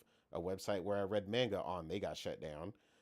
And now I Yeah. got 10 Mhm. other websites to read manga. Like it sucks because you have your favorites, but the reality is stuff is just gonna move on. It's gonna continue to evolve along with technology, and just like they get new stuff, we get new stuff. So yeah, I mean, but Mm. we're always going to strive to preserve our purchases and stuff because I'll be the first to tell you companies ain't gonna do it for you, especially not Nintendo. So Yeah, fuck Nintendo. facts. Go ahead. We. Yeah, I mean it's fucking ridiculous. Nintendo doesn't even offer a basic, classic library that like the only option you have is subscribing to their online service. So you have to basically pay a subscription service and you can buy it. Even if you've bought it before, even if you bought it on previous consoles, you're no longer entitled to use that game, even though it's the exact same game. So it's fucking ridiculous. Um. So, so yeah, I'm totally in favor of emulation, and yeah, like Nate says, you ain't gonna stop it, and yeah, we shouldn't. Yeah, look, in this case, if you're gonna charge money for it, you're basically you're screwing yourself. You deserve to get caught for that. But if you're just offering a free service, right, for people just to be able to access those games that they might already own, it's like in some form or another, or just gaining access to games that are no longer being supported, no longer available, or not on supported platforms. If we're talking about games that are art, then we should make every effort to preserve them. And I'm not seeing these companies doing their job. So emulation is absolutely a public service. I see. I see. I see. With that being said, I agree with that. Mostly because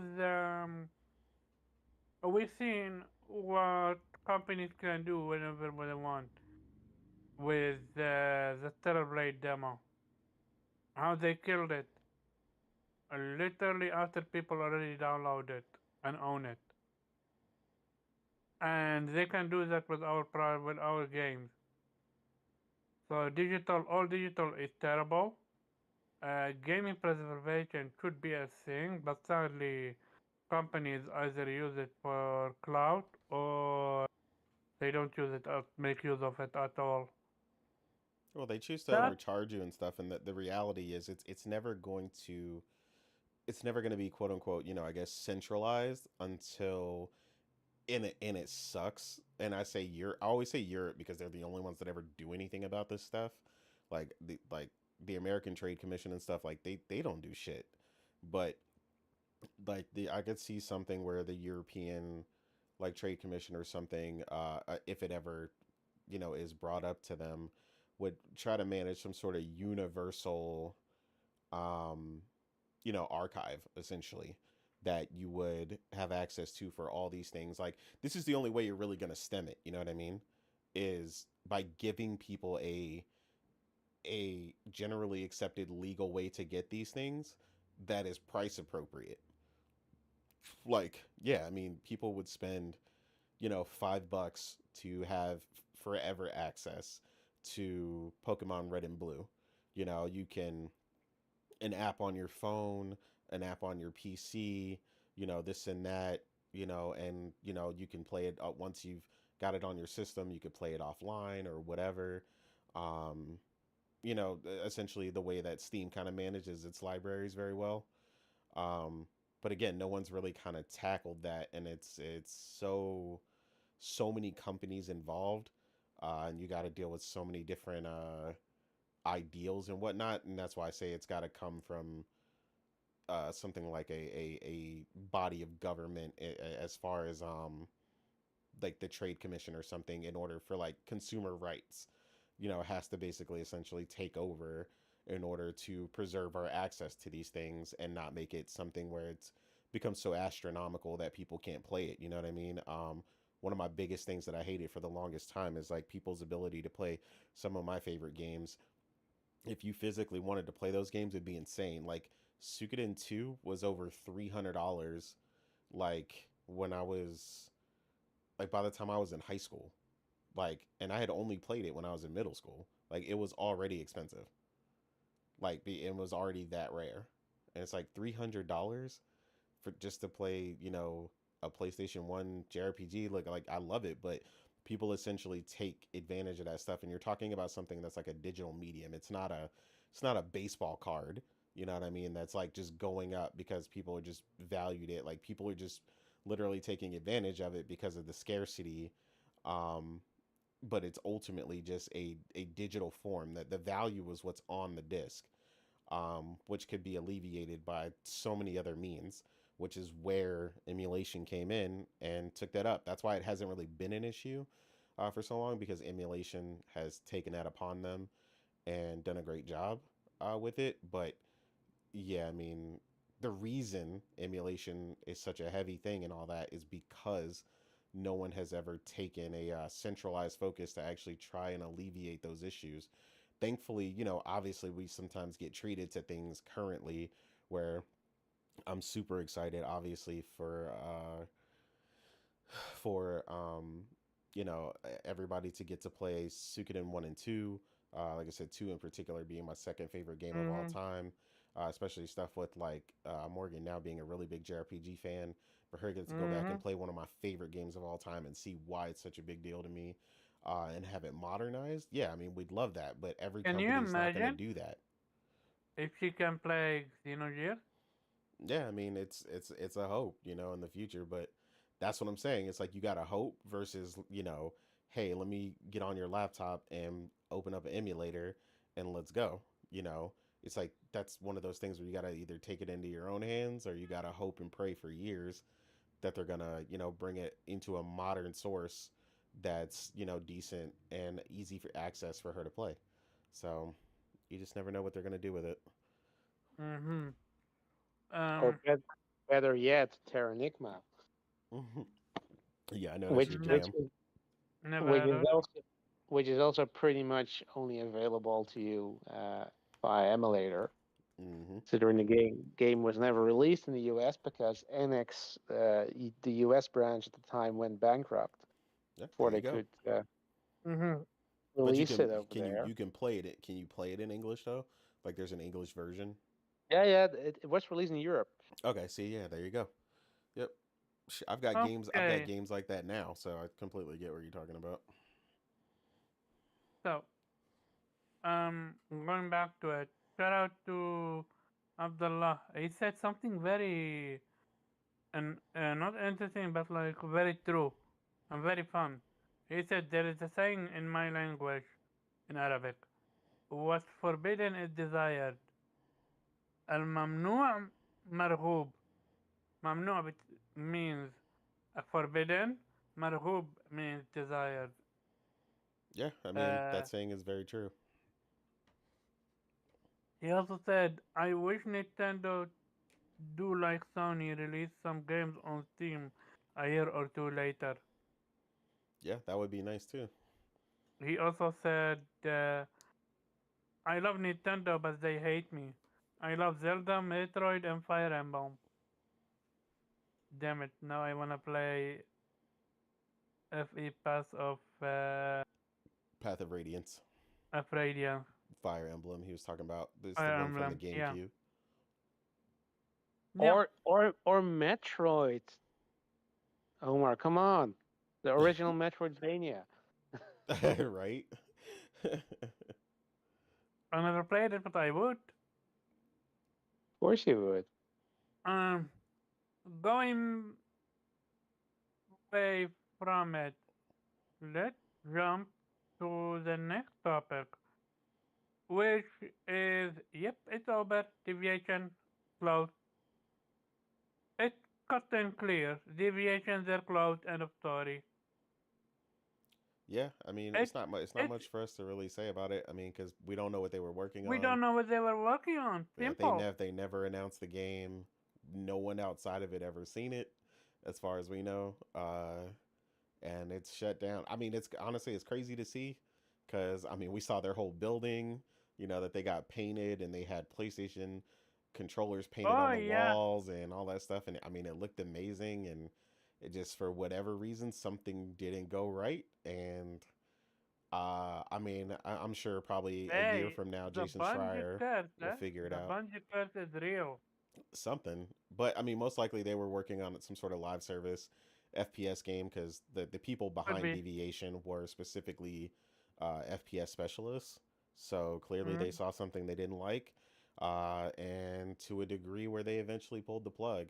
Or, like I said, what it was Or exactly, clearly we they don't saw know. something they did like, which is why they invested into them until they bought Bungie. And then Bungie played with their mind, and then look where we are right now. Could be. Anything is possible. Yeah, I mean, Uh, they definitely not going to tell us. So, yeah. well, like I said, probably a year from now, Jason Schreier will pay somebody, under the table and I'm get the story out surprised of he someone. haven't done that right now already. Yeah, but yeah, I mean, it sucks, I guess. But I mean, the reality is we're not really affected because we don't know. They technically didn't cancel a game because, again, we don't know what they were working on and nothing was ever announced. You can't cancel Yeah, something so you we never can, announced. we, So, yeah. Um, we, Deviation, then Yeah, sucks to suck. I think we have it right here. I need to explain something very quick. It's not like we don't care for about developers. We care. It's just one, we don't know what they're working on, and two, we never knew what they're doing, nor were they bought by PlayStation or anything like that. So there is zero, at least from my end, excitement about the Deviation game when I had no idea what they were working on. And yeah, I I would leave it mean, at that. Clearly, PlayStation is moving some pieces, right? yeah, and I mean, honestly, if I trust anybody when it comes to making a judgment call on something they don't want to release, it's been PlayStation so far, because their track Yeah, record on hand from canceling games or games that we haven't seen, and then the next iteration of what comes out is almost always better, or some sort of top tier game that everybody ends up loving. So I mean, thinking they haven't about that, proven that we've had an issue with that yet. So I mean, I'm think, not gonna give them that problem. And like Morgan said in the chat, they saw that live service game and were just hell nah, mm, and clearly that was one of the ones on the chopping block. yeah, Um, from them pulling it back, and thankfully, like we said, fuck it, we don't care. You know what I'm saying? Y'all shouldn't have yeah, went that hard in the paint in the first place, which is what we said, and try to betray what got you to this point in the first place. Yeah, like a mm, few here and there and doing something different. Again, I said nothing wrong with that. Helldivers is but a perfect example of what I'm talking about when I said 13, something different. Not well, doing, like, not focusing on PvP like the rest of the whole industry. You gave people a co op game that, that third person perspective that we love so much from PlayStation, and you focused on that, and that game is still doing well. They've got some updates and stuff to focus on, but that's what we were talking about. You got to do something different if you're going to bother to enter the market. You can't do more of the same. And at least that was the first good iteration of it, but I think they saw the writing on the wall for a lot of these other ones that were most likely competitive FPS style games, and we're like, yeah, none of these are going to work. Okay, so let me ask you this then. PlayStation with what you call it? What's happening now? With Helldiver 2. What's your thoughts on what's happening with Helldiver 2? Have you been paying attention to what they're doing lately, or no?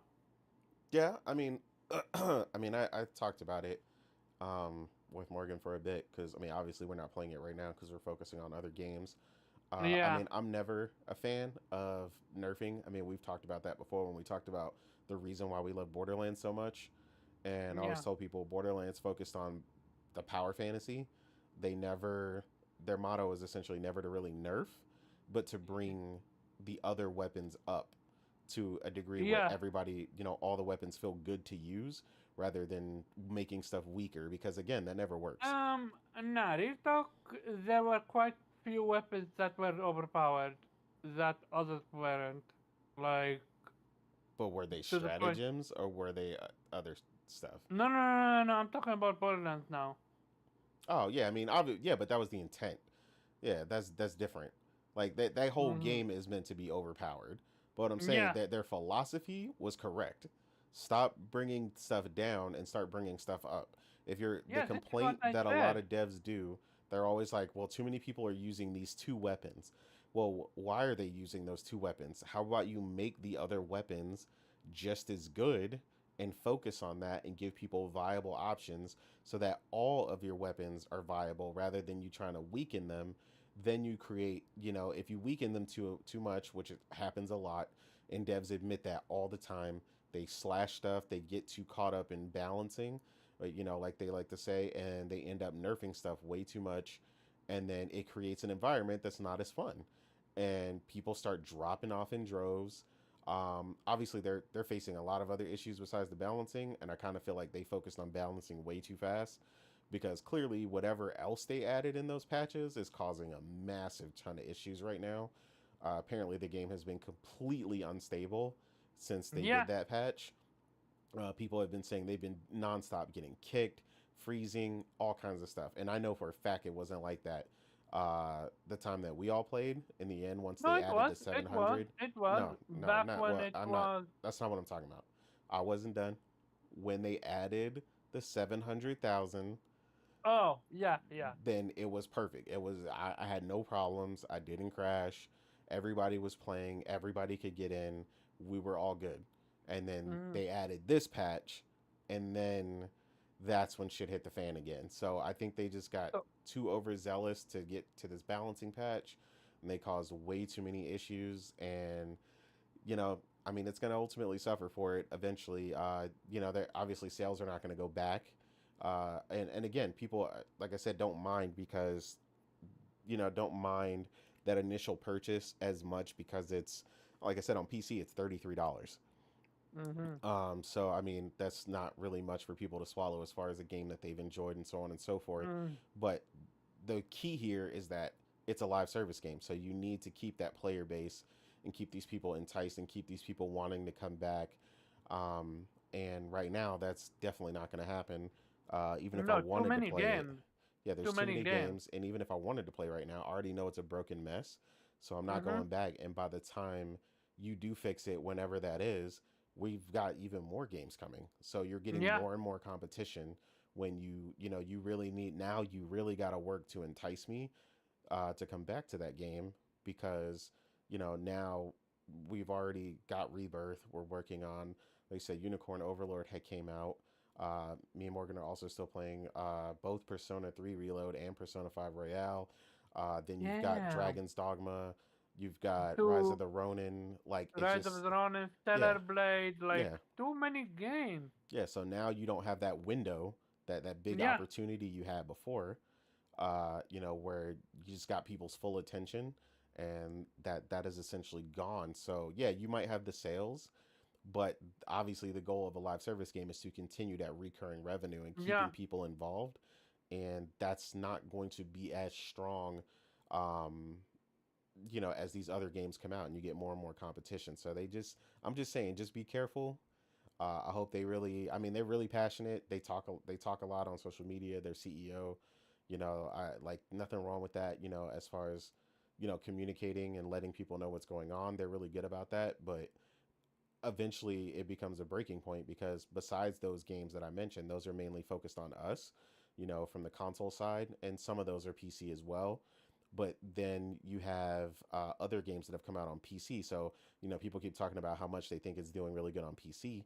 Well, PC just got the last Epoch, Enshrouded, and like 4 or 5 other games released. So that's what I'm saying. So they're mm, not without stuff to play as well.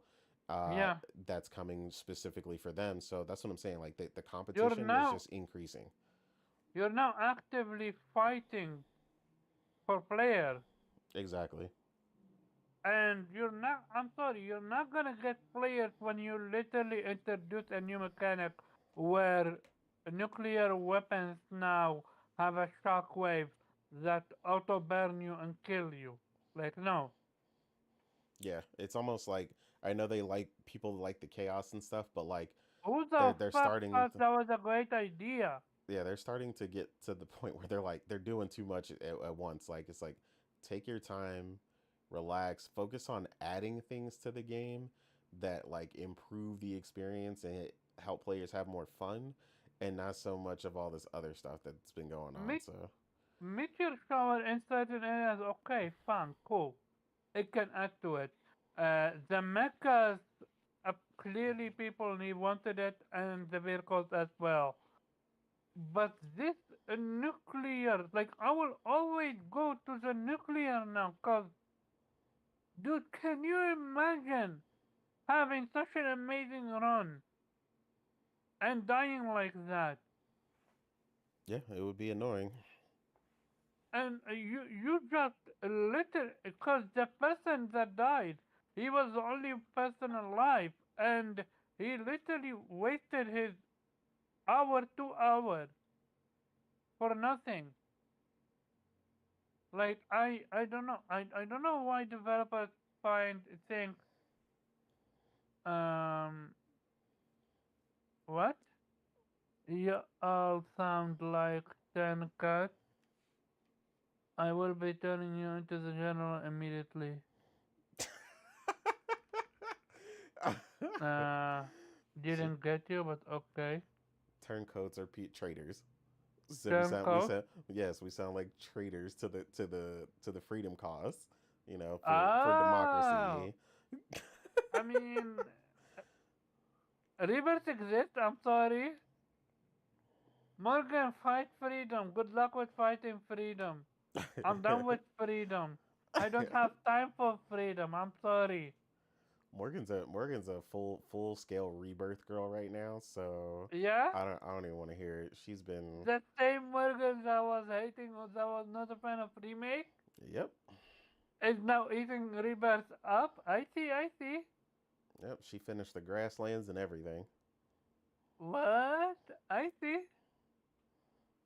Yeah, so yeah, That that's match quick for her. Because she yeah, started late. Mad late. yeah. She Um, finished the grasslands like 2 days ago. yeah, like that respect. Um, so yeah, we deviation closing, baby. Uh, yeah, I mean, like I said, it sucks for the developers. People will lose their jobs, but yeah, like you said, we haven't seen anything of them, and I wasn't particularly looking forward to them. So, in terms of, you know, losing out on a potentially good game, I didn't really have my hopes up. And the only, I guess, silver lining in this is that hopefully Sony is moving away from that live service strategy, or at least focusing it Let's to hope. where it belongs and just focus on delivering us those fantastic single player experiences. I see.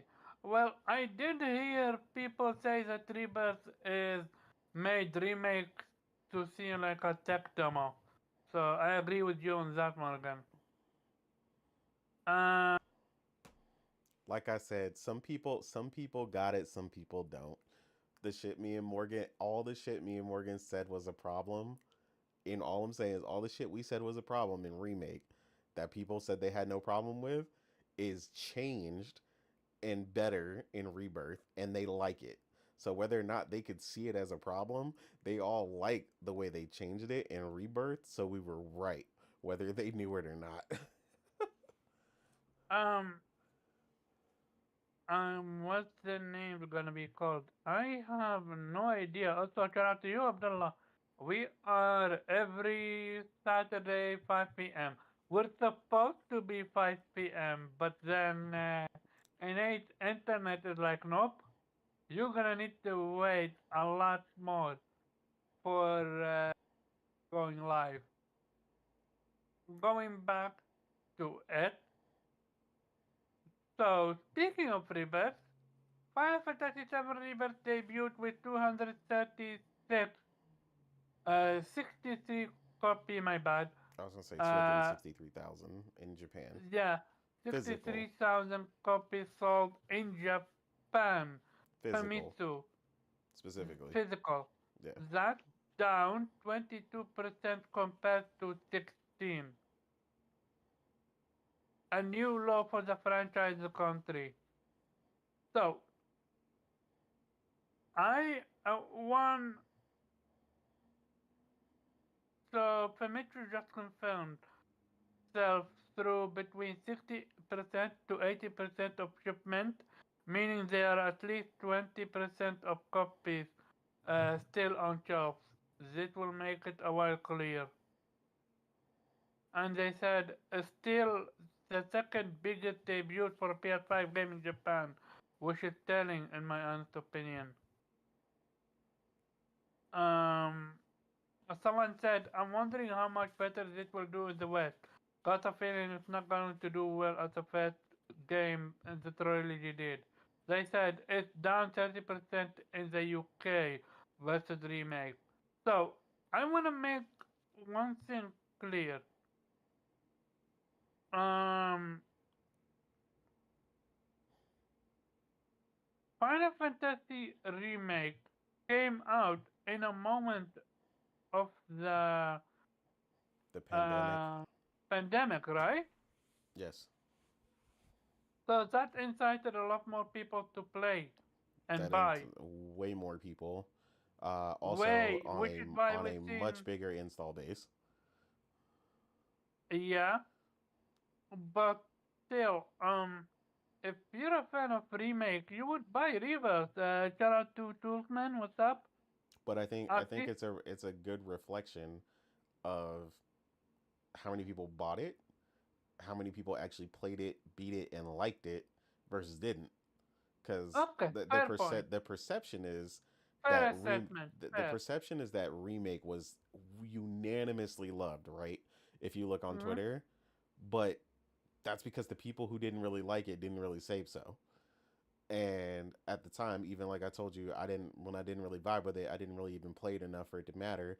And most people, like me and Morgan, went back to it uh, right now to get ready for rebirth. I mean, there's multiple people on my friends list that I've seen periodically throughout the time that I was playing remake, or people that were on my Twitter that also had access to remake a long time ago, who were all just now finally playing remake once rebirth. So I think people are just underestimating the issues that come with a sequel. Um, it's just you're gonna run into varying degrees of people who have different ways of getting into it. I think the game's legs will be fine because, like I said, I think the game is literally 10 times a better game than remake, head and 20 times shoulders. better than remake. Yeah, it's just there's just so much more here, so much more depth, so much is better. And I think people see that, which is why you see so many people pushing through remake. that maybe didn't particularly love it. Um, and getting into it, I mean, like I said, I've seen multiple people besides myself finish either just now finishing, or even some people were just starting as I was finishing remake. They were pushing through remake because a lot of people, this was the hot topic with infinite wealth. A lot of people just, thankfully, reinvigorating my confidence in some gamers who actually know how to play games, do not skip the original and they play the game for what it's worth and then go on to the next one, which allows you to appreciate the quality of life changes and the things that have changed in the sequel, because otherwise you won't do that. If you watch the recap or the story so far or some other bullshit, you are not going to appreciate what Rebirth has done from remake, and Yeah. that's why I will never suggest anyone skip remake, despite uh me and Morgan agreeing that we basically think it's about like a 7.5. It's not a bad game, uh but it definitely wasn't pleasant at times, and it definitely, I really had to push Mm. myself to get through it at times. The pace, severe pacing issues, a bunch of other stuff. But I will never, ever, ever recommend anyone to play Rebirth without playing Remake. It just Yeah. creates a much better experience, and lets you fully understand. Not only that, but you get your own take on, playing the game firsthand and fully the full experience. And that's what gaming is. It's not a movie. You know what I mean? You're not like, oh, I just need to see the cutscenes. Like, that's ridiculous. No, you Yeah. need to play the game. It's a game. It's not a TV It's show. not. Yeah. Yeah, so even if you watch Wait. somebody do a whole playthrough, you still didn't play the game. So No, all these you're things not. are key, and like I said, you won't appreciate the gameplay mechanics and the things that have evolved. The moment I got control of Cloud, I was like, "Yep, this is it. There you go. That's how that's done." Immediately, it took me 2 seconds to swing that damn Right? blade, Like and I you was like, can. "There you go. That's how he's supposed to move." Now he felt like he moved in the cutscenes, instead of some heavy, overweight, 400-pound sumo, motherfucker that couldn't throw this sword around. Like, it was just, so much better. Yeah. Okay. Shut up, Nate. Yeah, Joking. Hey, look, hey, that's what it was, bro. I'm just being honest. Shout out to Nelson. He made it. He said, I got my lead to play Final Fantasy VII Remake. He punched me in the nuts last week. Who did? I don't get it. His team lead. His team lead. Hey, what's up, Toolman? Morgan, she said, I didn't want to shoot myself during the opening of the game, so it's already better than remake. No, we're not doing. The what you call it, the the past section, especially when you're crawling, shoot me, shoot me. Am I wrong about this one? That was atrocious. Yeah, but it's not. It wasn't as long. But I know what you're talking about. It wasn't I as got to that long, part.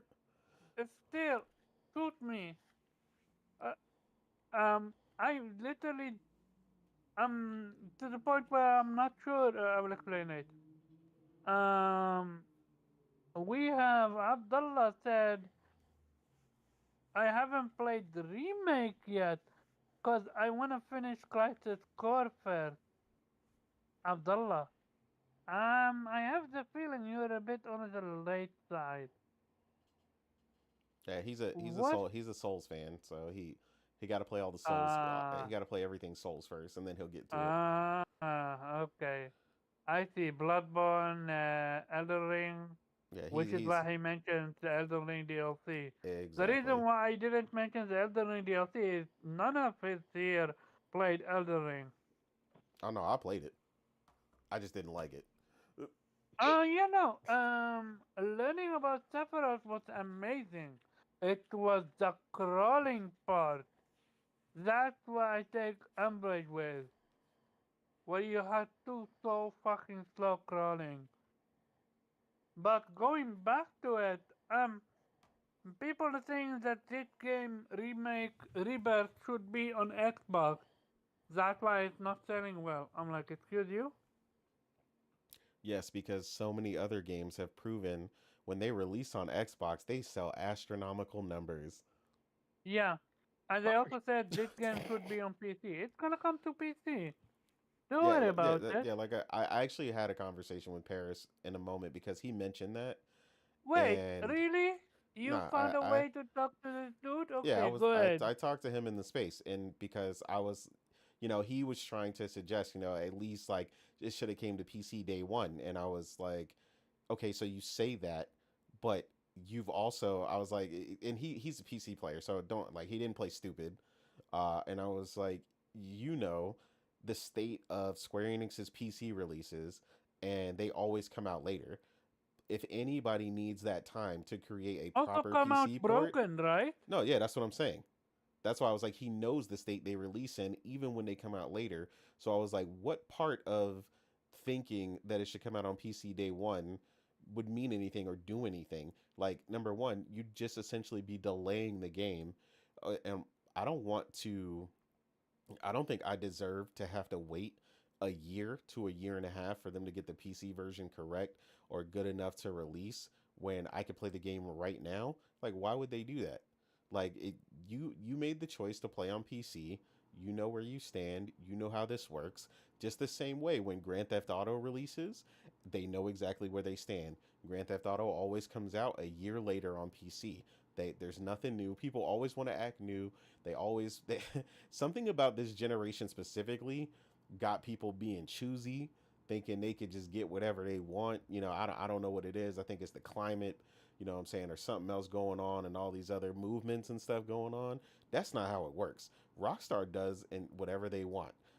Square Enix is going to do Mm, what they need to do to release a decent product on PC, and it's probably still going to need a decent amount of work when it mm-hmm. releases a year to a year and a half later. Like, and don't make no mistake, they say they want it, but if it released broken right now, they would have been mad as hell because we've all seen PC dudes complain, like when the Last of Us Part One released, even though it was fixed within like 3 days.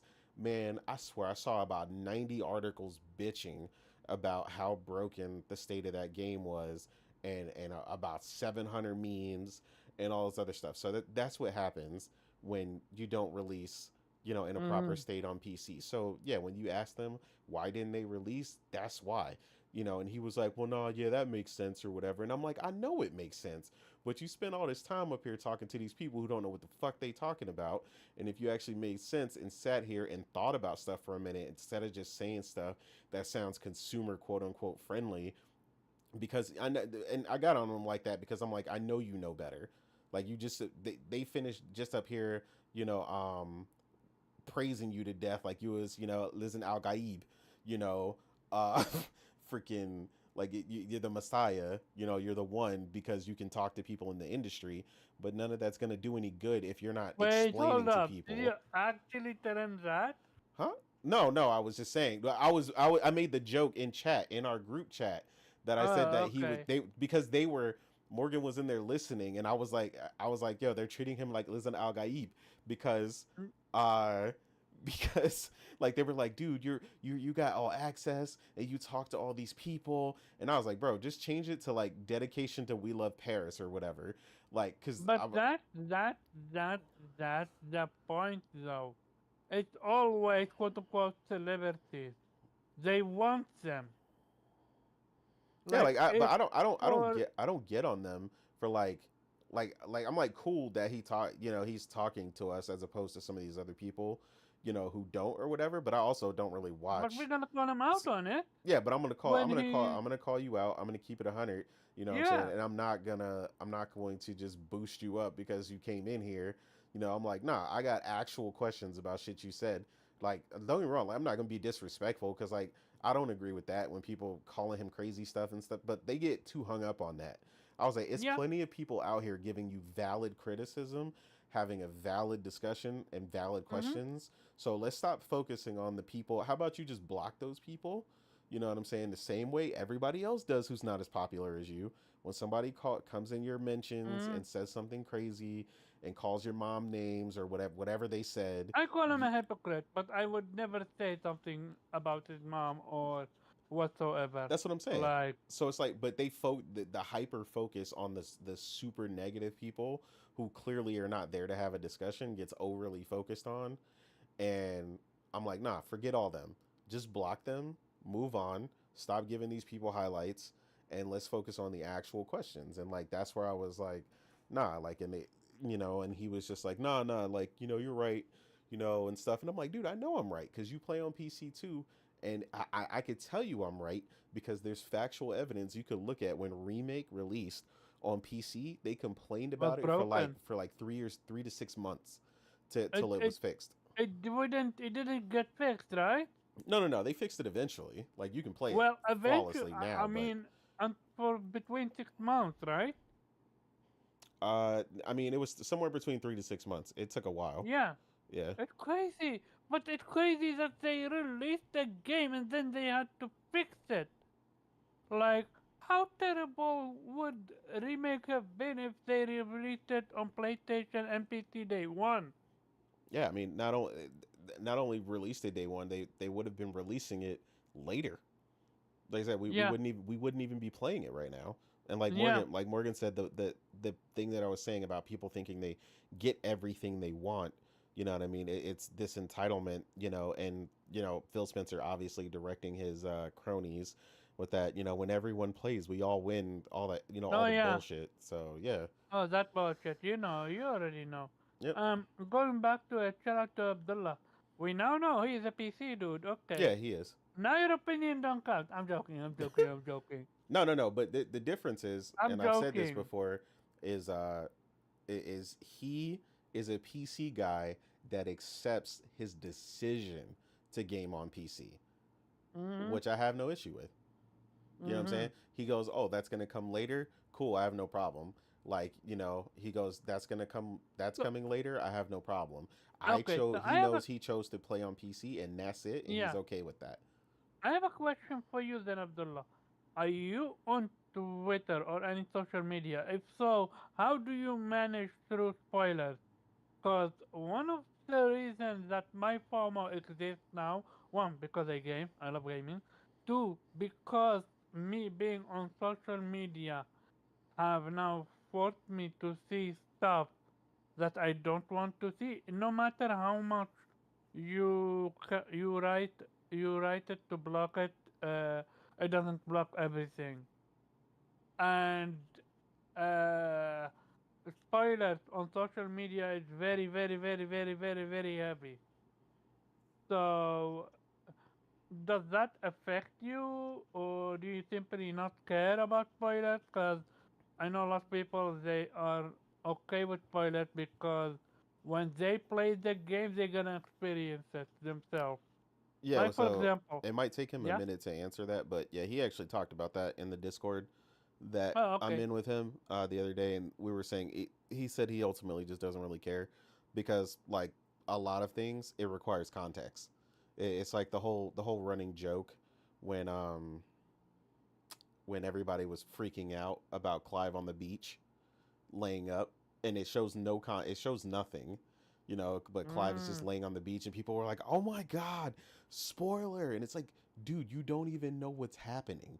You don't even What's know. happening? You don't He's know where on the he beach. is. You just see he's laying on sand, and that's it. Yeah. Like, and it's like people were like, "Oh my god, it's a spoiler," and it's like, spoiler of what? You don't know what's happening. You have no The only thing I context. can think of is spoiler of about an environment, but that's about it.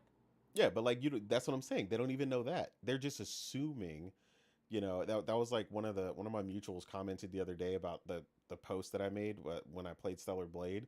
And like, "Oh my god, bro, you really posting spoilers of a demo people can't play?" And I was like, "What? What? Nothing in what I posted is a spoiler." Dude, Cloud Chaser, Cloud Chaser. Yeah, Me, like the person that's not a fan of spoilers. That was not a spoiler. Also, you chose to click on the demo video. Are you kidding me? yeah, like Get out of here you with could that pause it nonsense. and stop it the We're not entire doing time. that. We're not doing that. I was like, No, dude, I Cloud fell, Chaser. I rolled, I ran up, swung on three enemies and stopped. And I Congratulations, you spoiled the entire game for the The people. demo Or was the entire spoiler. demo. Yeah. You How said dare you? the demo was a spoiler weep. Yeah. Yeah, The Um. demo how the spoiler. fuck does that happen? Yeah, Yeah, yeah. right. Um. Going back now from it, because I want to move on. Um. We have a new topic to talk about, which is Sea of Thieves. Do we have to talk about it? Do We we? have to, cause this is an interesting one.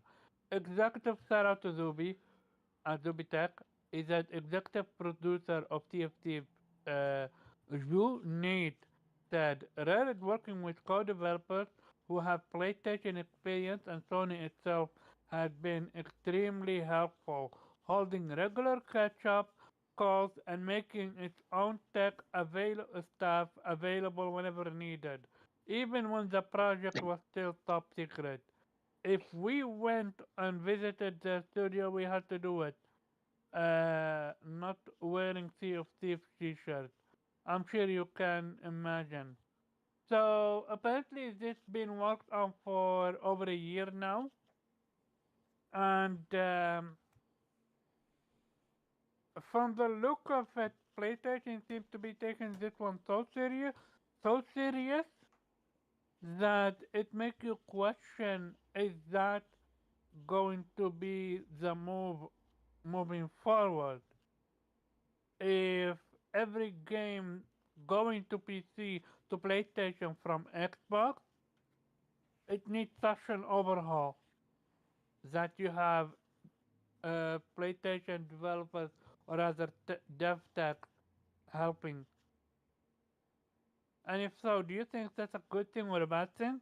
As much as I want to say that's a good thing, I feel like you're allocating resources way too much for stuff like this. But I understand you gotta. I feel like as much as this was an Xbox move, I feel like it's also a PlayStation move. Cause if they can make this one work, it's over. Console war is over, in my opinion. Yeah, I mean, I'm not touching Sea of Thieves. I'm so Me neither. yeah. But I think the fact you're that just seeing an example of them just being treated like a proper third party. PlayStation Yep. helps plenty of third parties. They're just treating them cordially, and the heavy lifting is still ultimately being done by that team. They're just assisting them to get the game on there, like any other third party they'd assist, and they're going from there.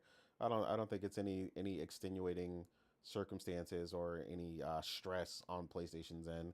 Uh, I mean, they're one thing PlayStation has proven is when it comes to the ability to manage their pipeline um, and staffing as far as creating games and managing where their tech people need to be, they do a phenomenal job.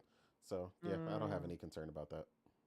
oh, I just have to laugh at that when I'm just imagining them like, wait a minute, they actually do that? What are we doing here at Xbox? Exactly. this dude. Yeah, I'm sure they learned some lessons over Yeah, there. they went back to Mad Booty. Mad, we gotta talk about your job, man. Oh snap! Yeah, they got to see how real studios run. Oh. Oh Exactly. oh oh oh! People are okay. And the final topic we're gonna talk about is here it is. Warner.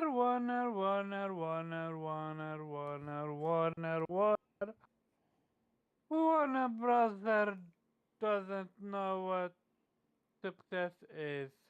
These people. So, Warner Brothers sees its future game strategy to involve more live service mobile and free-to-play games. Rather than just launching a one-and-done console game, how do we develop a game around, for example, Hogwarts Legacy or Harry Potter? That's a live service where people can play, where people can live and work and build and play in that world in an ongoing basis, said Warner Brothers CEO GB Pirete. So, you you are exempt from this topic mostly because you didn't play Well, no, you're not exempt because you can give you insight. You didn't play Hogwarts, but me and Nate, we played Hogwarts. We love Hogwarts. Shout out to Morgan. Shout out to to. I mean, why I'm exempted? Like I literally said you're not exempt. I I played literally one said. of our games before. Yeah, I It's literally more than said you're just not Hogwarts. exempt. I literally said you're not exempt. Yeah, yeah, yeah. What I wanted to say is this.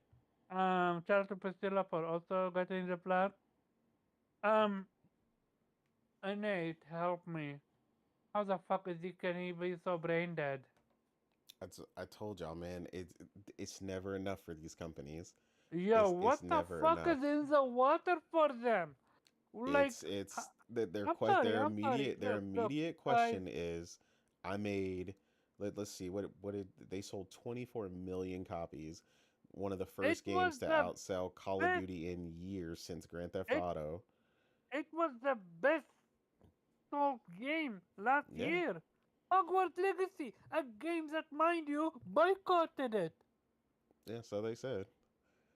But I mean, I mean, we it's not didn't enough buy it. because their question We we is, we if I can didn't buy sell it, so I 24 believe.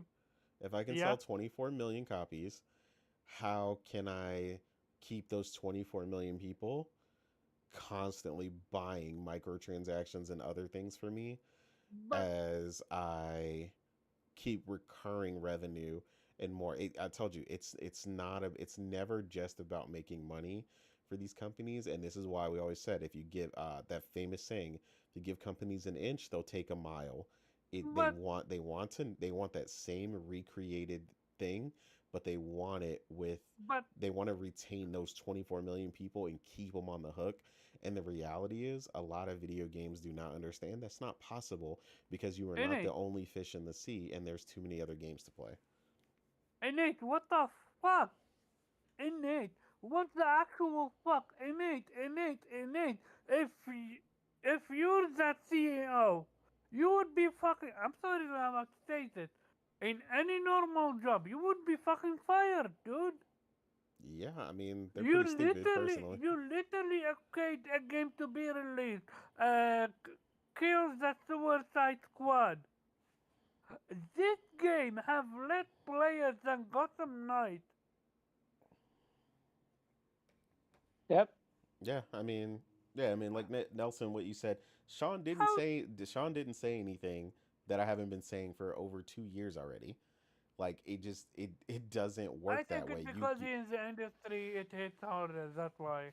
No. But I'm saying, but I'm reiterating his statement is Hmm. literally exactly what I've been saying. You cannot create But these blockbuster AAA titles, right? And I people always like to relate it to movies and stuff like that, like the movie industry.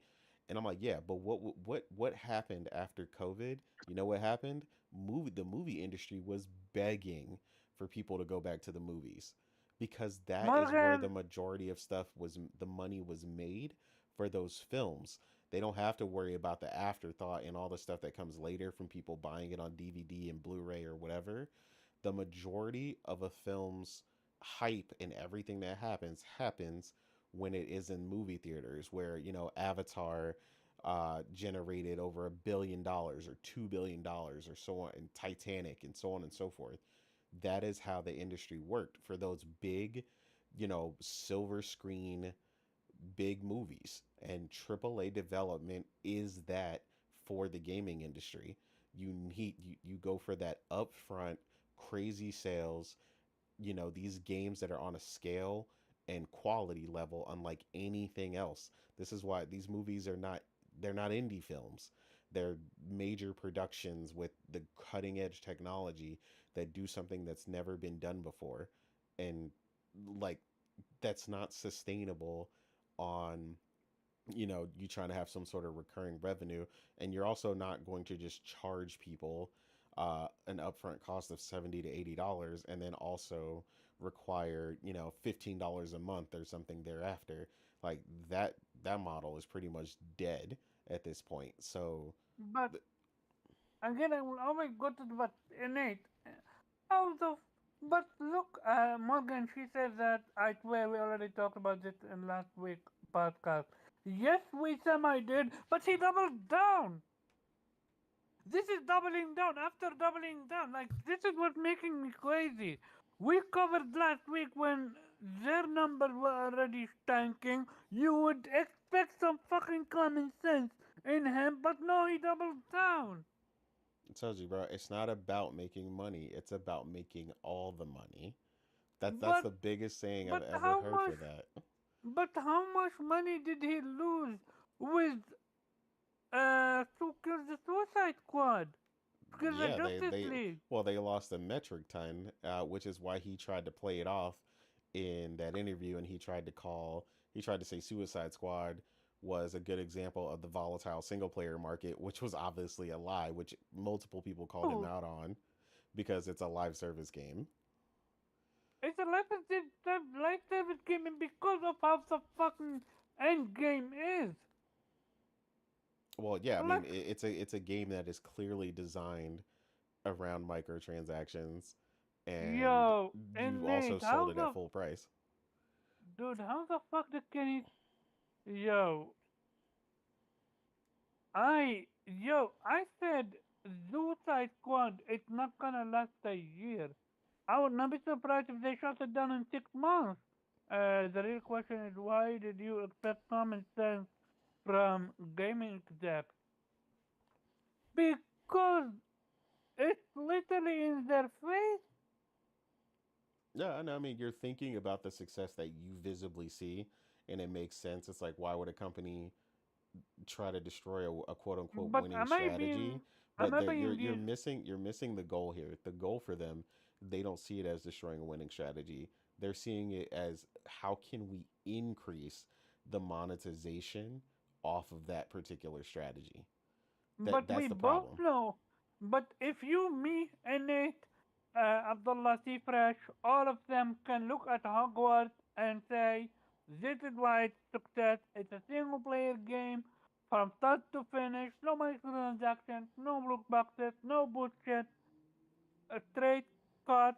To the point people were demanding for the Quidditch ball to be The the game. DLC release or Yeah. something like that.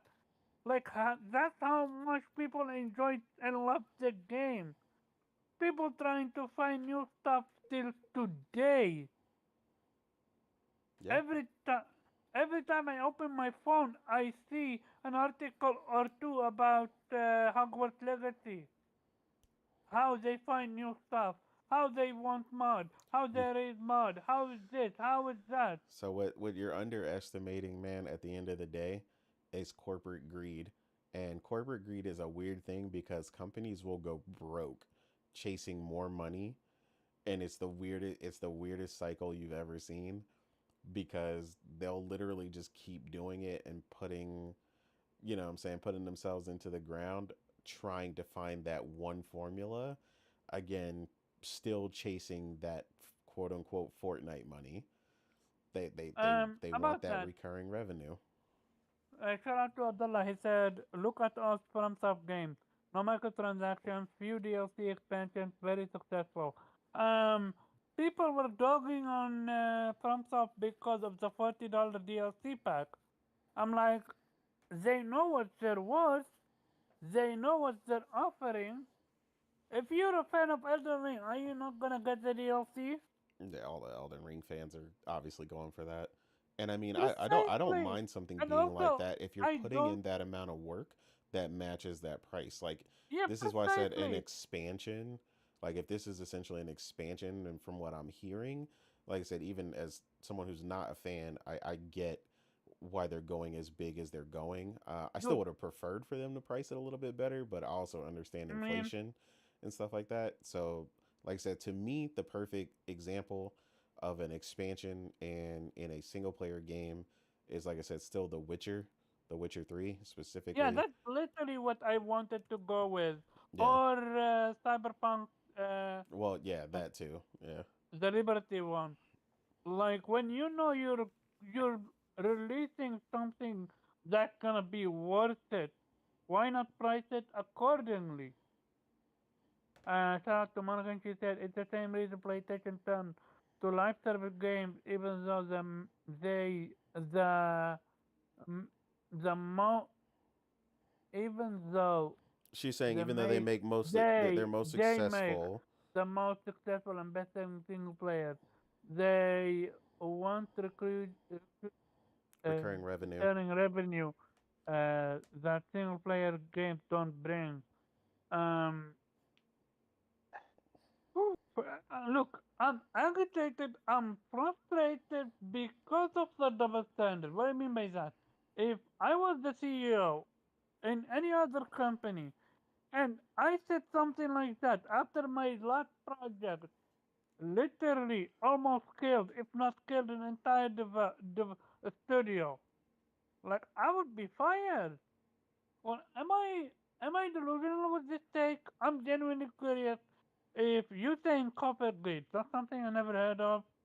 Um, am I delusional with this one? Is Are I they think that I out of think touch? I think the only thing you're just underestimating corporate greed has no limit, bro. Like okay, look, matter of fact, you love Final But Fantasy 7. Wait, hold on. This is a perfect example.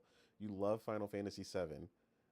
The Shinra company does not give a fuck who they hurt or what part of the planet they destroy no, they don't. as long as they are in power and make hella money. They do not care. They dropped a whole plate on people Oh yeah. and Oof, didn't care. oof, oof. But that but Like that's but that that's what I'm Turk saying. literally said, it, it's a job we gotta do. Yeah, Like I mean at that point, you you saw when the sold guy your tried to soul. bring it up. He goes, "We can rebuild it," and the immediate thing from the president was like, "Oh, I don't give a shit about that." Anyway, moving on, and like they just brushed it off the table, like how you have to envision these corporations. They just do not care. On to the next plan, and this is not just obviously the reason why we say corporate greed is it's not just specifically in gaming. This is like all around the board. Like this is Microsoft's main company. That's their biggest thing right now is Microsoft 365 and charging people yearly for it. Yeah, they created some other things with cloud and all these other things that they do, but their goal was to constantly keep charging you for it. And the reason was because, you had grandmas out here and stuff with, Microsoft 2013 and they'd use it for 10, 7, 8 years. And they're like, well, we're not making any money off that, and they know their businesses or are their biggest clients, and if they can get them to constantly get locked in and depend on that recurring revenue system, they're going to constantly generate money every year with little to no effort on their end, and that's what companies really want. Mm, The reality though is um, that ultimately the money is finite per sector or whatever you're in. So again, you're not going to generate, X amount of money in a certain amount of time. Like you got into Genshin Impact early, right? Genshin mm, Impact doesn't chart anymore. Like no one talks about they made $3 billion this year or stuff like that. Don't get me wrong, they're still making money, but they're not breaking records and all the crazy stuff that they were doing the first year or really? two that they Because were they out. keep updating. No, no, no. That's what I said. They're making money. They're. I'm not saying they're not like, but they're getting that recurring revenue from the diehard people who stuck with it. But as many people as played it, you also could tell just as many people that have also quit that game, right? So Mm-hmm. obviously they don't have the $4 billion crazy revenue that they made in the initial push, but they have that recurring revenue. They have the other game that they came out with, the Honkai Star Rail, so on and so forth. All those games are Mm-hmm. constant recurring revenue and microtransactions. That's what these companies want. They want something to keep you on the hook, and that is why you keep seeing updates. They're trying to keep people coming back and keep giving you a reason to come back and keep spending, $2 here, $3 here, $5 here. Because Mm-hmm. it doesn't have to be expensive because the operating cost isn't that high for something like those games, right? But if you all you need is a couple million people to give you $2 to $3 every now and now that game, because you're not developing a new game, that part is over. You're just expanding on a current project, which is way cheaper to do than creating something brand new, which is what a lot of these companies want. They don't want to create something Mm, new. Like mm. don't get me wrong, like Fortnite does a phenomenal job, and like Morgan, like I said, has even played Lego Fortnite with me, though. But that company is pretty much all in, literally supporting that game to create the level of updates that they do. And a lot of companies, again, just don't understand the commitment and But level that it takes to take care of that. their update, they don't have assets. For example, with No, they do not. Yeah. I just read with the apparently the avatar is coming to Fortnite, and Yeah, she apparently is. the moves it's gonna be water water bending. Yeah, So she's you can water bending. actually water bend Yeah, I mean they've done an incredible job like incorporating the that. stuff that they did. I mean even the stuff that's only temporary. I mean they incorporated while Morgan had me watching Attack on Titan, they incorporated the movement gear from Attack on Titan, where you could grapple onto stuff and you even had the swords, so you could fight literally in Fortnite for a while like you were, one of the scouts on Attack on Titan, and it was It's really well crazy. done. And it's only temporary. Like it wasn't like they made this entire mechanic and this entire thing just for like a couple weeks, and then it was gone. But that shows that they invested. Yeah, they did, and that's what I'm They're saying. not Like resting the on the the roller. companies, yeah, Laurel. yeah, they you so far I will say whether I like the updates or not, because I'm not a fan of all of them. I will always tell you every single update that they've put in into Fortnite and stuff has been absolutely top tier, and they always like just go so hard on it. And like I said, you might not always love it. Like right now, there's like a Greek god thing. I don't know whose obsession is like the Greek gods or something up there, but someone has one. But like I said, you might not always love them, but the quality and the way that they constantly keep, even during the season that's going on, things are constantly changing, and they're constantly adding in more and more collaborations. You've Mm. gotten everything from Naruto to Jujutsu Kaisen, and all these other things that, Rumored is One Piece apparently coming. yeah, One Piece So is supposed to be coming. Like it's just it is astronomical the amount of effort and stuff that they put into can this, but that's what it takes in video games to do that. But a lot of companies, they want that money, but they want to get it at a quarter of that effort, and that's not going to happen. without the F, I Yeah. was about to say. Can you imagine if they put GF5 Luffy in Fortnite? Yo, The one thing I could tell you is that he would look dope, because like their artists always do an incredible job when they port oh stuff in yeah. like that. I love how Aloy look. She's cute. She look absolutely fantastic. Um, with that being said, Weeb, couple agreed? He probably needs a second because he was muted. Yeah, I'm waiting on him. Cause we talk. Uh, Yeah, go yeah, ahead. go ahead. Think I forget about you. Yeah, I mean, you were talking so long. No. Yeah, I mean, it's not surprising that Warner Brothers is taking the exact wrong conclusion from this. I mean, they know it. The fact that they called Suicide Squad a single player game is fucking ridiculous. But I mean, if they want to fuck up all their franchises and just make themselves irrelevant, let them. I mean, here's the thing: like, while I love the Arkham games, like the fuck they're doing right now with it, like let it die. Like, you know, Rocksteady, maybe you can come back from this, but I mean, if this is what we're gonna get from you from now on, like we don't need you. I mean, I have enough games to play. There's enough coming. My backlog will probably go with me to my grave.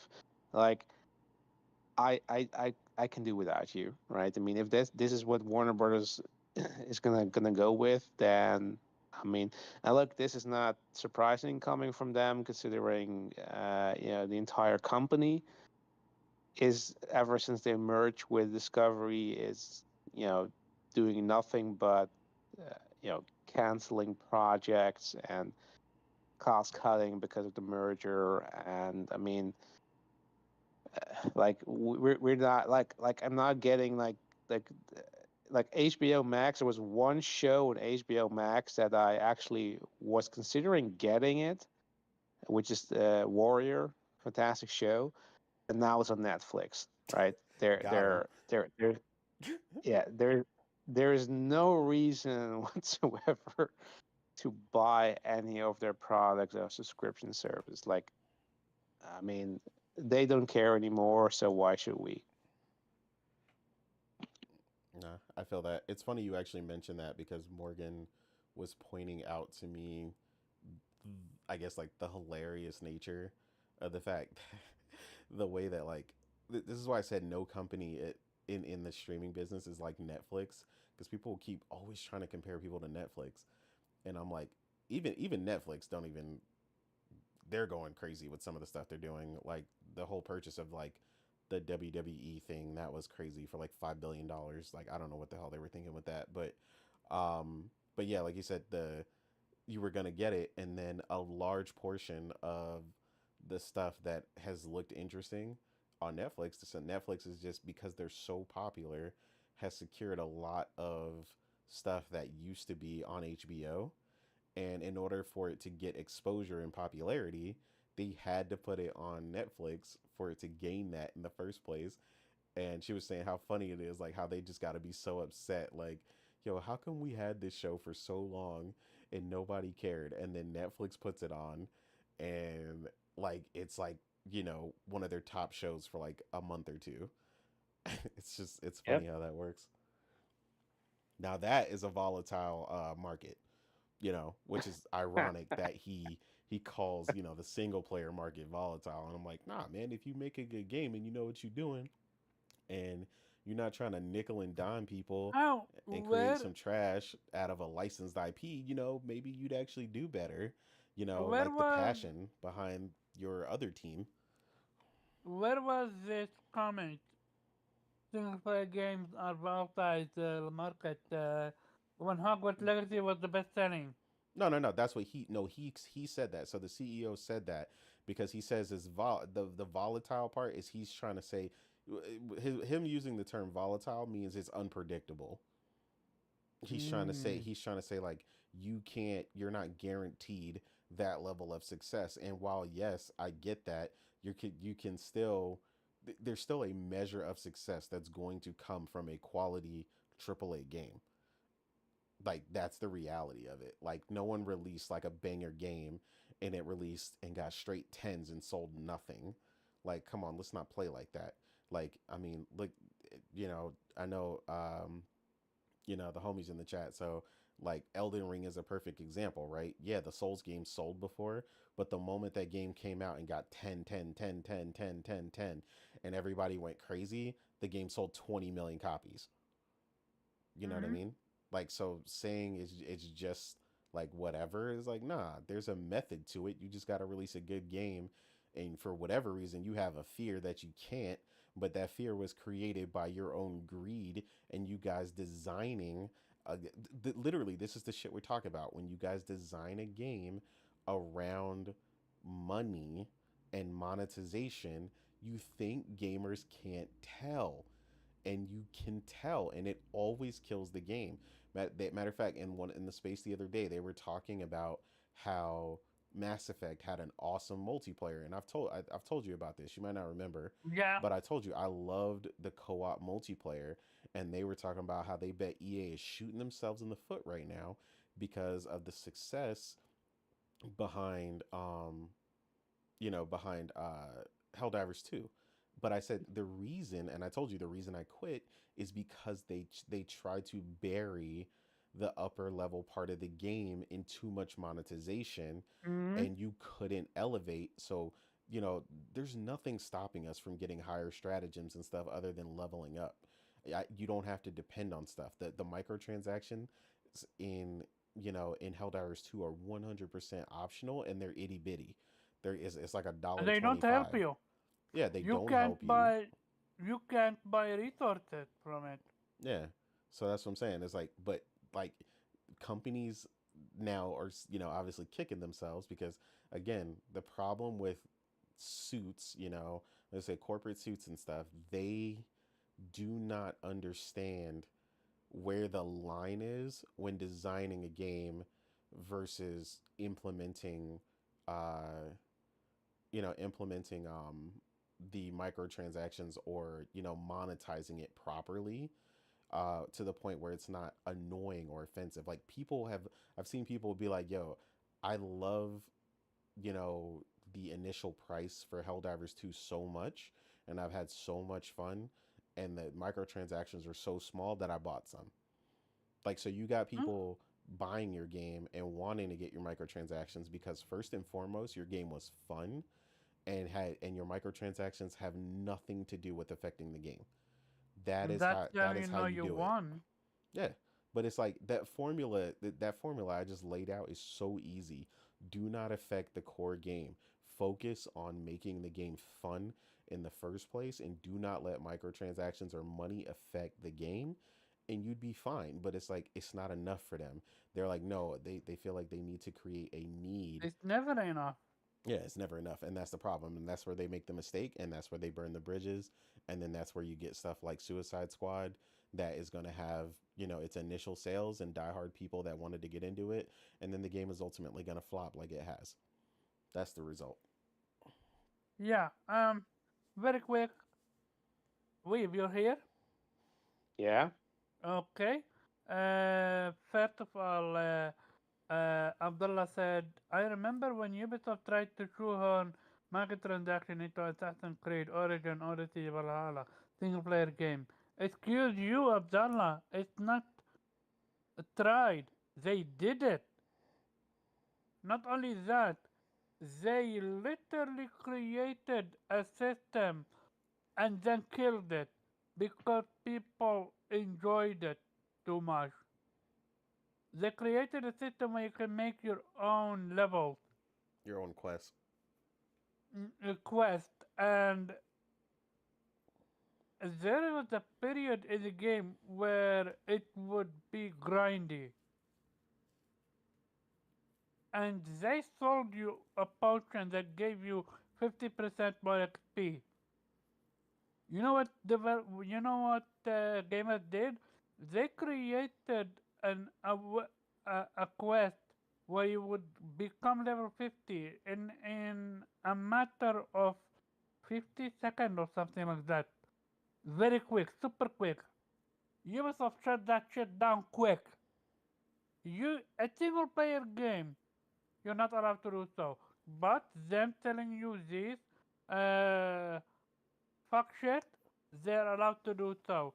Also, one of the worst things, having to look at something in Ubisoft store and Assassin's Creed store, and you don't have money for it, you need to do side quests for it, and it can get away from you.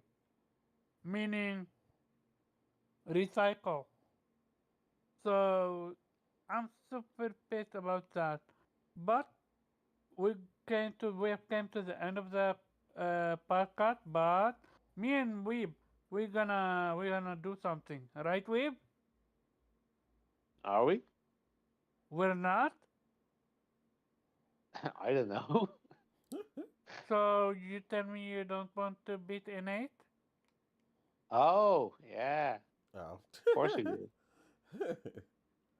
Yeah, I We're know. pissed I at was innate.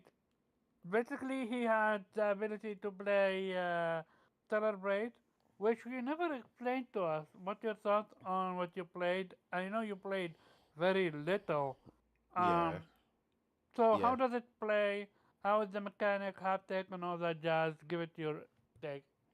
No, the game was really fluid. It looked really good. I only had time to play in one mode. So I played in balanced, which favors performance but tries to push resolution, which I really loved. I love the fact that we're getting that from third party people and not just Insomniac now, where they're trying to get that middle ground performance where they can maintain kind of both. Um, it also had performance and resolution mode as well. But like I said, I only played in the balance. That felt like it was pretty much like a lock 60, honestly, at least the parts that I played. Um, the the combat is interesting because she has a lot of weight behind her attacks. Um, and she kind of has that same kind of thing that I was saying in remakes sometimes where like you got to be careful about overcommitting on the attack because they will punish you. But the good thing is the parrying system in the game, the timing and the parrying is on point. So like at no time did I intend to parry where I missed the timing. Like like we spoke about with like Kana when the timing was kind of weird with the parry system. So again, whenever a game has a parry system, I can't state enough how much they need to nail that down, and that was really great. And it kind of slows down time and staggers the enemy. Um, that was a lot of fun. You saw some of the more intricate stuff in the end with like the stuff that J Dub posted, where he kind of swung around the enemy and stuff like that for like the finishing moves. Um, Again, like I said, I didn't get super far. Like I only got to play for like 10 or 12 minutes or something, and had to fight like a boss and stuff. Um, that part is where, like I said, I think a lot of people get the Souls like influence. Because like I said, that boss was pretty large. Uh, Kind of reminded me of the size that Elden Ring bosses, or not Elden Ring, but Souls like bosses and stuff tend to be, where they can kind of chase you around within this certain circular grid that you can't exit, and you're just fighting them within this like arena like area essentially. Um, but yeah, I mean, again, the dodging and stuff like that was pretty much on point. It's I can't tell you if it has like the iframe and stuff because sometimes I felt like I would dodge and I would get hit, and so I don't know what the timing is on that and stuff. They'll have to tighten that up. Um, but yeah, otherwise it was overall a pretty great experience. Like I said, it controls more to me. Like I said, more than anything, like near Automata, but a little slower. She's not as fast as 2B. She feels much more like she has much more weight to all of her attacks. Um, and that I did like the 3 levels of running, which is something I didn't notice until somebody commented on that in the post that I actually put up. She kind of has like the slow walk and then like a jog and then like the max speed where she just like really floors it. So again, a lot of levels of control and nuance to it. Um, but yeah, like I said, that's all I really got to play. I didn't get to play around with the suit the way that you guys saw a lot of people did, um, where they changed the color on social media. Like I didn't ever change the color. My suit was green the whole time. I had just barely Hmm. gotten to the place where you can kind of sit down that they showed in the last area where you can customize her and stuff. And then I had to go to the store. And when I got back, they had Yeah, locked the demo. 1 second. Abdullah, yeah, we're talking about Terrorblade. He plays the demo. Well, for a few bit. But yeah, like I said, I got to like the first Yeah, yeah. Be area. careful, spoilers. I know, right? Be careful. Yeah, I got to the area where, like I said, they showed in the last showing with PlayStation, where they showed she kind of sits down in like a lounge area, and it's got like a vending machine and some other stuff, and you can kind of see like the skill tree and how it kind of branches out, and there's a looks like a ton of skills. So, um, I don't know the game. Like I said, the game overall was really fun. Uh, I'm pretty sure the state that that demo was in, I think we're gonna get it sooner rather than We're later. gonna capture. I'm surprised they removed it. I'm even more surprised that they didn't bring it back. Yeah, honestly, I think it would have been a good gesture, just to be Yeah. like, it was an accident, but we had a discussion with the team, and they want to go ahead and release it. You know, but I mean, I don't know what the decision was behind that. It maybe something was missing from the demo. Maybe they weren't ready quite. Maybe there's something else they needed to add to it. But yeah, like I said, overall, it was a great experience for me, and I think everybody who tends to enjoy those kind of games is going to enjoy it when they get a chance to play it. With that being said, But Yeah? Nate, is it the Dark Souls in hack and slash games? Yeah. uh, I don't think so. Nah. Mm. It's more Nier Automata, right? Yeah, like I said, I think it feels more near to me, which is good So, I what actually about like Good. Nier. enemies? Do they hit hard? Yeah, enemies will screw you up real quick. So yeah, you got to be careful. At least the bigger ones.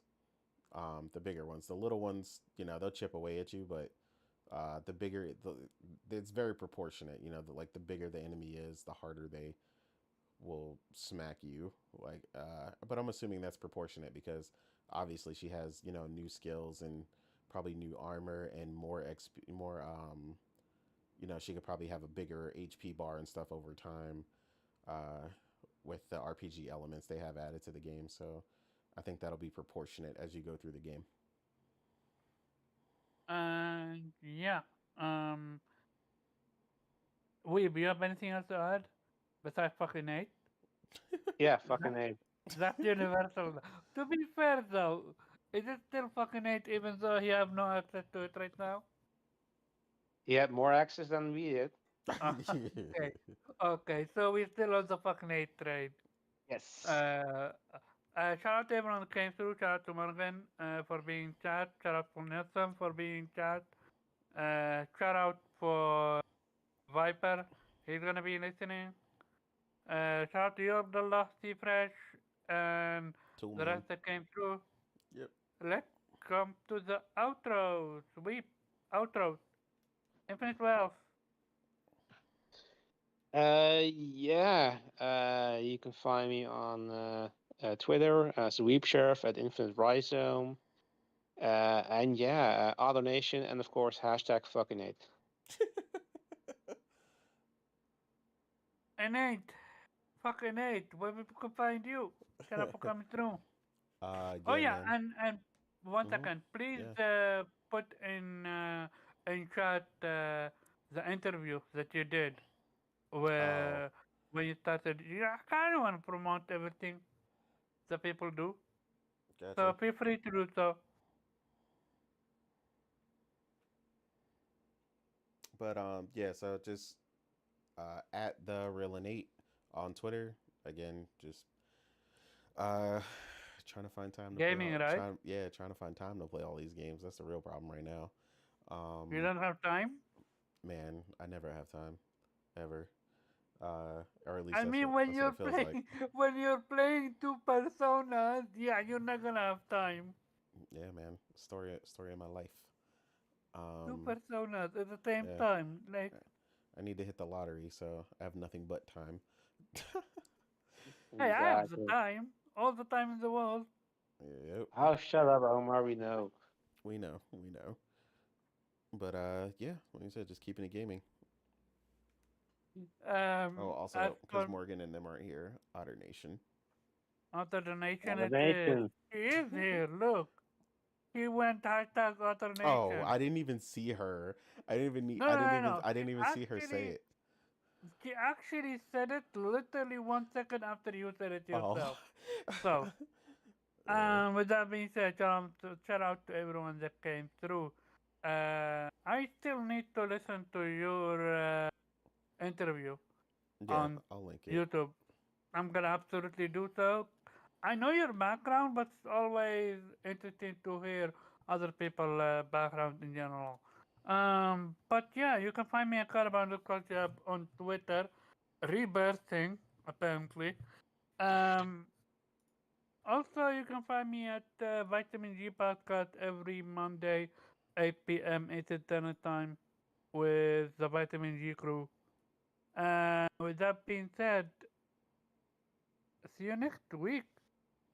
Yep. Peace. I Fucking Nate.